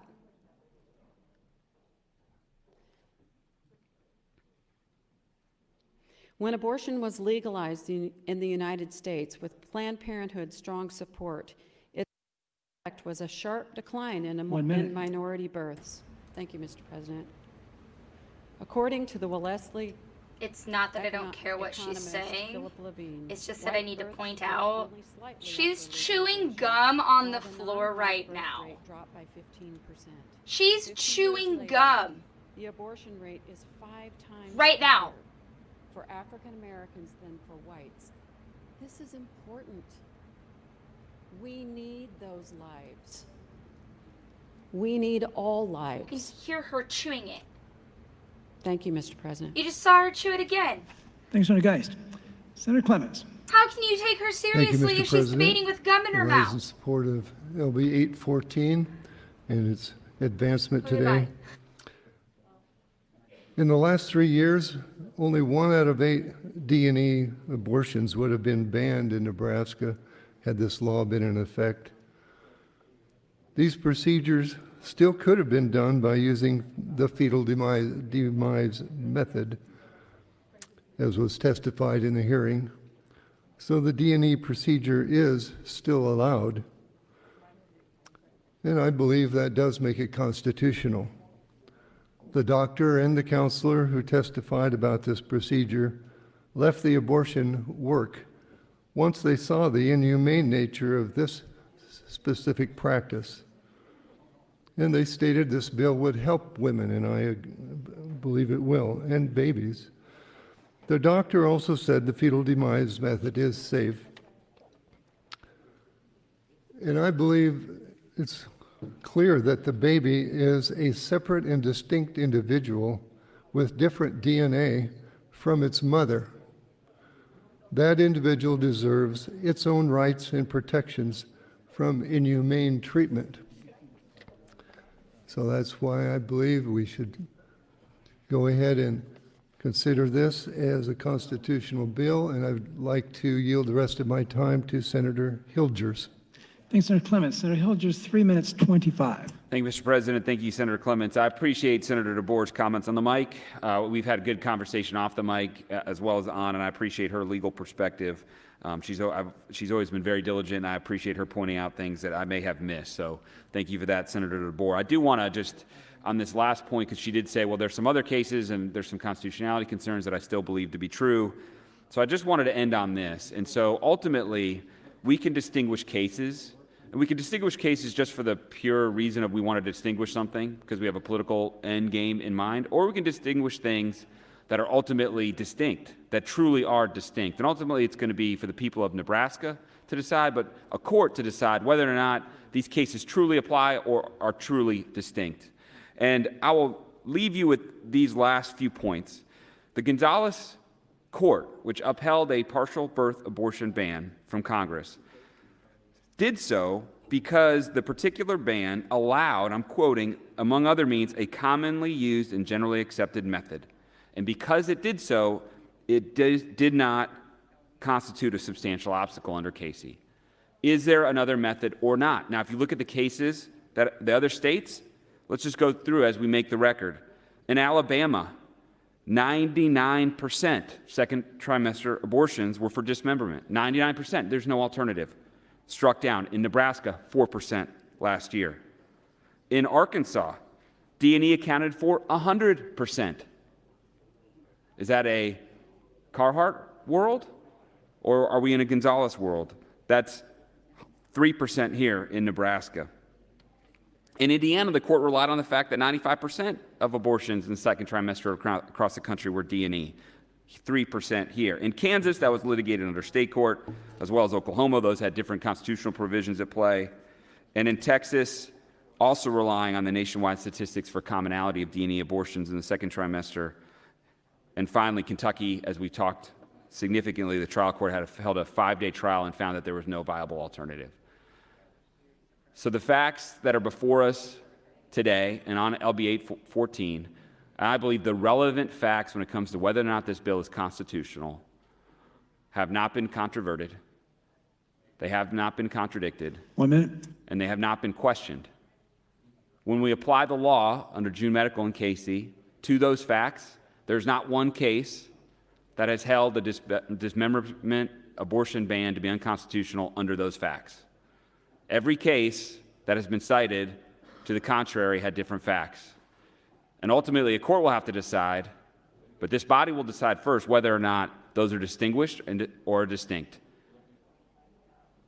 And if you prohibit 99 to 100% of the alternatives, that's different from when you still leave 80% or more remaining. So ultimately, colleagues, this bill is constitutional.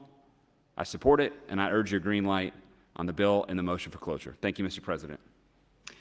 Thank you, Senator Hilgers. Mr. Clerk, you have a motion at the desk. Mr. President, Senator Geist would move to invoke cloture pursuant to Rule 7, Section 10. It's a ruling of the chair that there has been a full and fair debate afforded LB 814. Senator Geist, for what purpose do you rise? Call of the House, roll call vote, regular order. It's been a request to place House under call. The question is, shall the House go under call? Those in favor vote aye. Those opposed vote nay.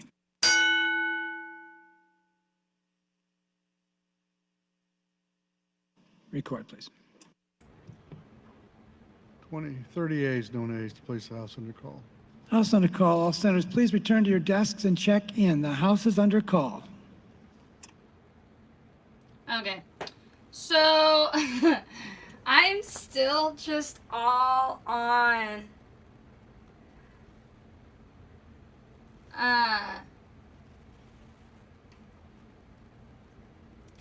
I just. One, this bill's unconstitutional. First and foremost, full stop. Senators Full stop. Lathrop, Hilkeman, McDonald, and Chambers. Please return to the chamber and check in. The House is under call. Second,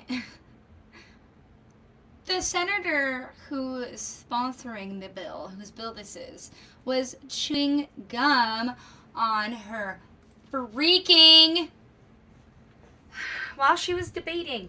Okay? Okay? Okay? Rule number 1 of public speaking at all is don't chew gum. You're not supposed to have gum in your mouth if you're going to be talking to people.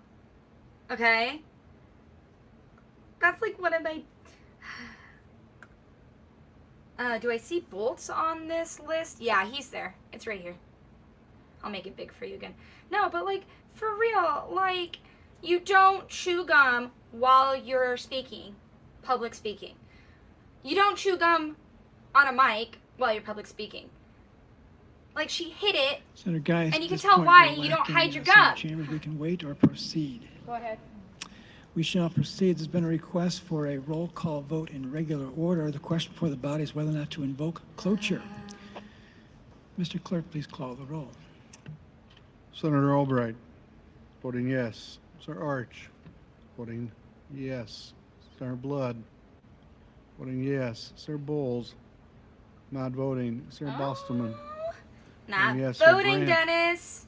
voting yes. Sir Brewer, voting yes. Sir Breesy, voting yes. Sir Kavanaugh, voting no. Sir Chambers, Okay. Sir Clements, Oh yeah, Chambers is in voting here. yes. Sir Crawford, voting yes. Sir DeBoer, not voting. Sir Dorn, voting yes. Sir Erdman, voting yes. Sir Friesen, Well, they want the bill voting to yes. fail. Sir Geist, voting yes. Sir For Gregor, closure. voting yes. Sir Groney, voting yes. Sir Holleran, voting yes. Sir Ben Hansen, voting yes. Sir Matt Hansen, voting no. Sir Hilgers, Oh, there are two voting yes. Hansons. Sir Okay. Hippelman, voting yes. Sir Howard, Oh. voting no. Sir Hughes, voting yes. Sir Hunt, voting no. Sir Kalowski, not voting. Sir Coulterman, voting yes. Sir Legrone, voting It's an yes. Sir election Lathrop, year, Dennis. not voting. Sir Lindstrom, I'll even put that up there. voting 'cause yes. Sir that's Linehan, important. voting yes. Sir Lowe, voting yes. Sir McAllister, Lowe voting no. voted yes. Sir McDonald, I knew he would, voting though. yes. Sir Moorfield, voting no. Sir Moser, voting yes. Sir Merman, voting yes. Sir Pansy Brooks, voting no. Sir Quick, voting yes. Sir Shear, voting yes. Sir Slama, voting yes. Sir Stinner, voting yes. Sir Vargas, So it broke the not voting. Sir threshold Walls, of yes to pass. voting yes. Sir Wayne, not voting. Sir Williams, voting yes. Sir Wishart, not voting. Okay, cool. So those are Sir those. Chambers, voting Oh, no. okay. Yep, that's. 34 A's, 8 nays, Mr. President, on the motion to invoke cloture. Cloture has been invoked. The next question before the body is whether or not to adopt the E&R amendments. I think it's gonna pass. Senator Kavanaugh, you had indicated. Machine vote, record vote. Record vote's been requested by Senator Kavanaugh.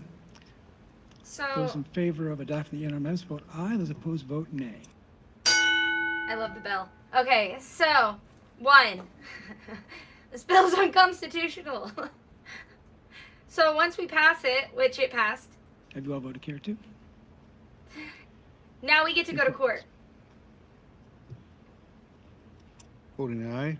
Sears Albright, Arch Blood, Osterman, Brandt, Brewer, Breezy, Clements, Crawford, Dorn, Erdman, Friesen, Geis, Gragert, Groney, Holleran, Ben Hansen, Hilders, Hickman, Hughes, Coulterman, LaGrone, Lindstrom, Linehan, Lowe, McDonald, Moser, Merman, Quick, Shear, Slamas, Stanner, Walls, Williams. Voting no, Sears Kavanaugh and Chambers.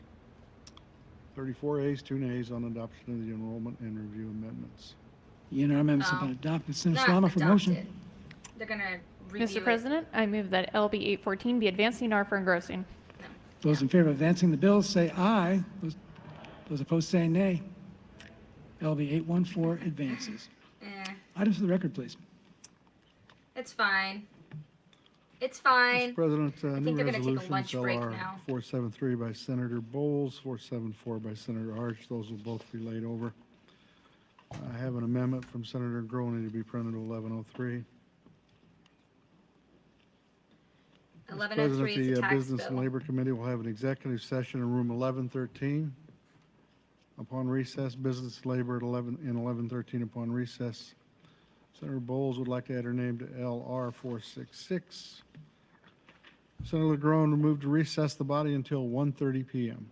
There we go. It's lunchtime. You've heard the motion to recess. Those in favor say aye. Those opposed say nay. We're on recess to 1:30. Awesome. So we're in recess. I'm sure if I go look up the legislature, there's a hearing. So we're gonna talk because I already had lunch. Because I do that. No, there's nothing scheduled over lunch. Cool. So I don't know where I want this.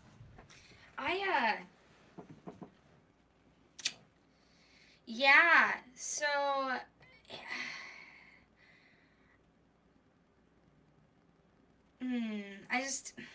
there's a lot I can say and none of it is constructive.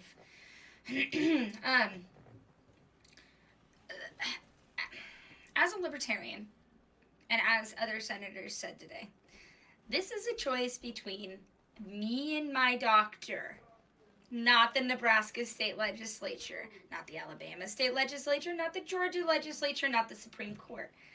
This is a decision between my doctor and me and my God.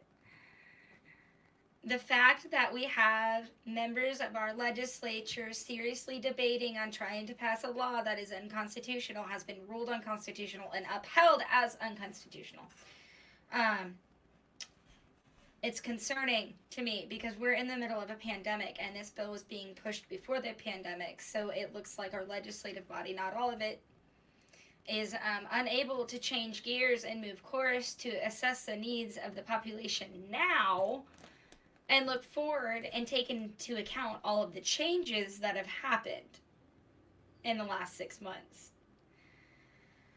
Hold on to your pants, kids. This afternoon is gonna be wild. So thanks for watching with me if you watched. I will upload this to my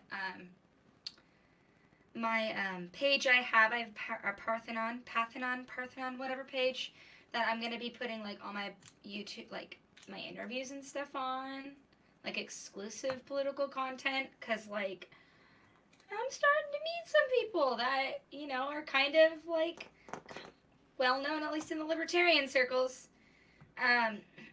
So we'll be back at 1:30, probably about 1, because I want to talk about what's on this afternoon's agenda, because I'll actually pull it up on the computer and stuff. Otherwise, have a groovy day. I'm going to end this broadcast and come back at 1:30 Central Time. Bye!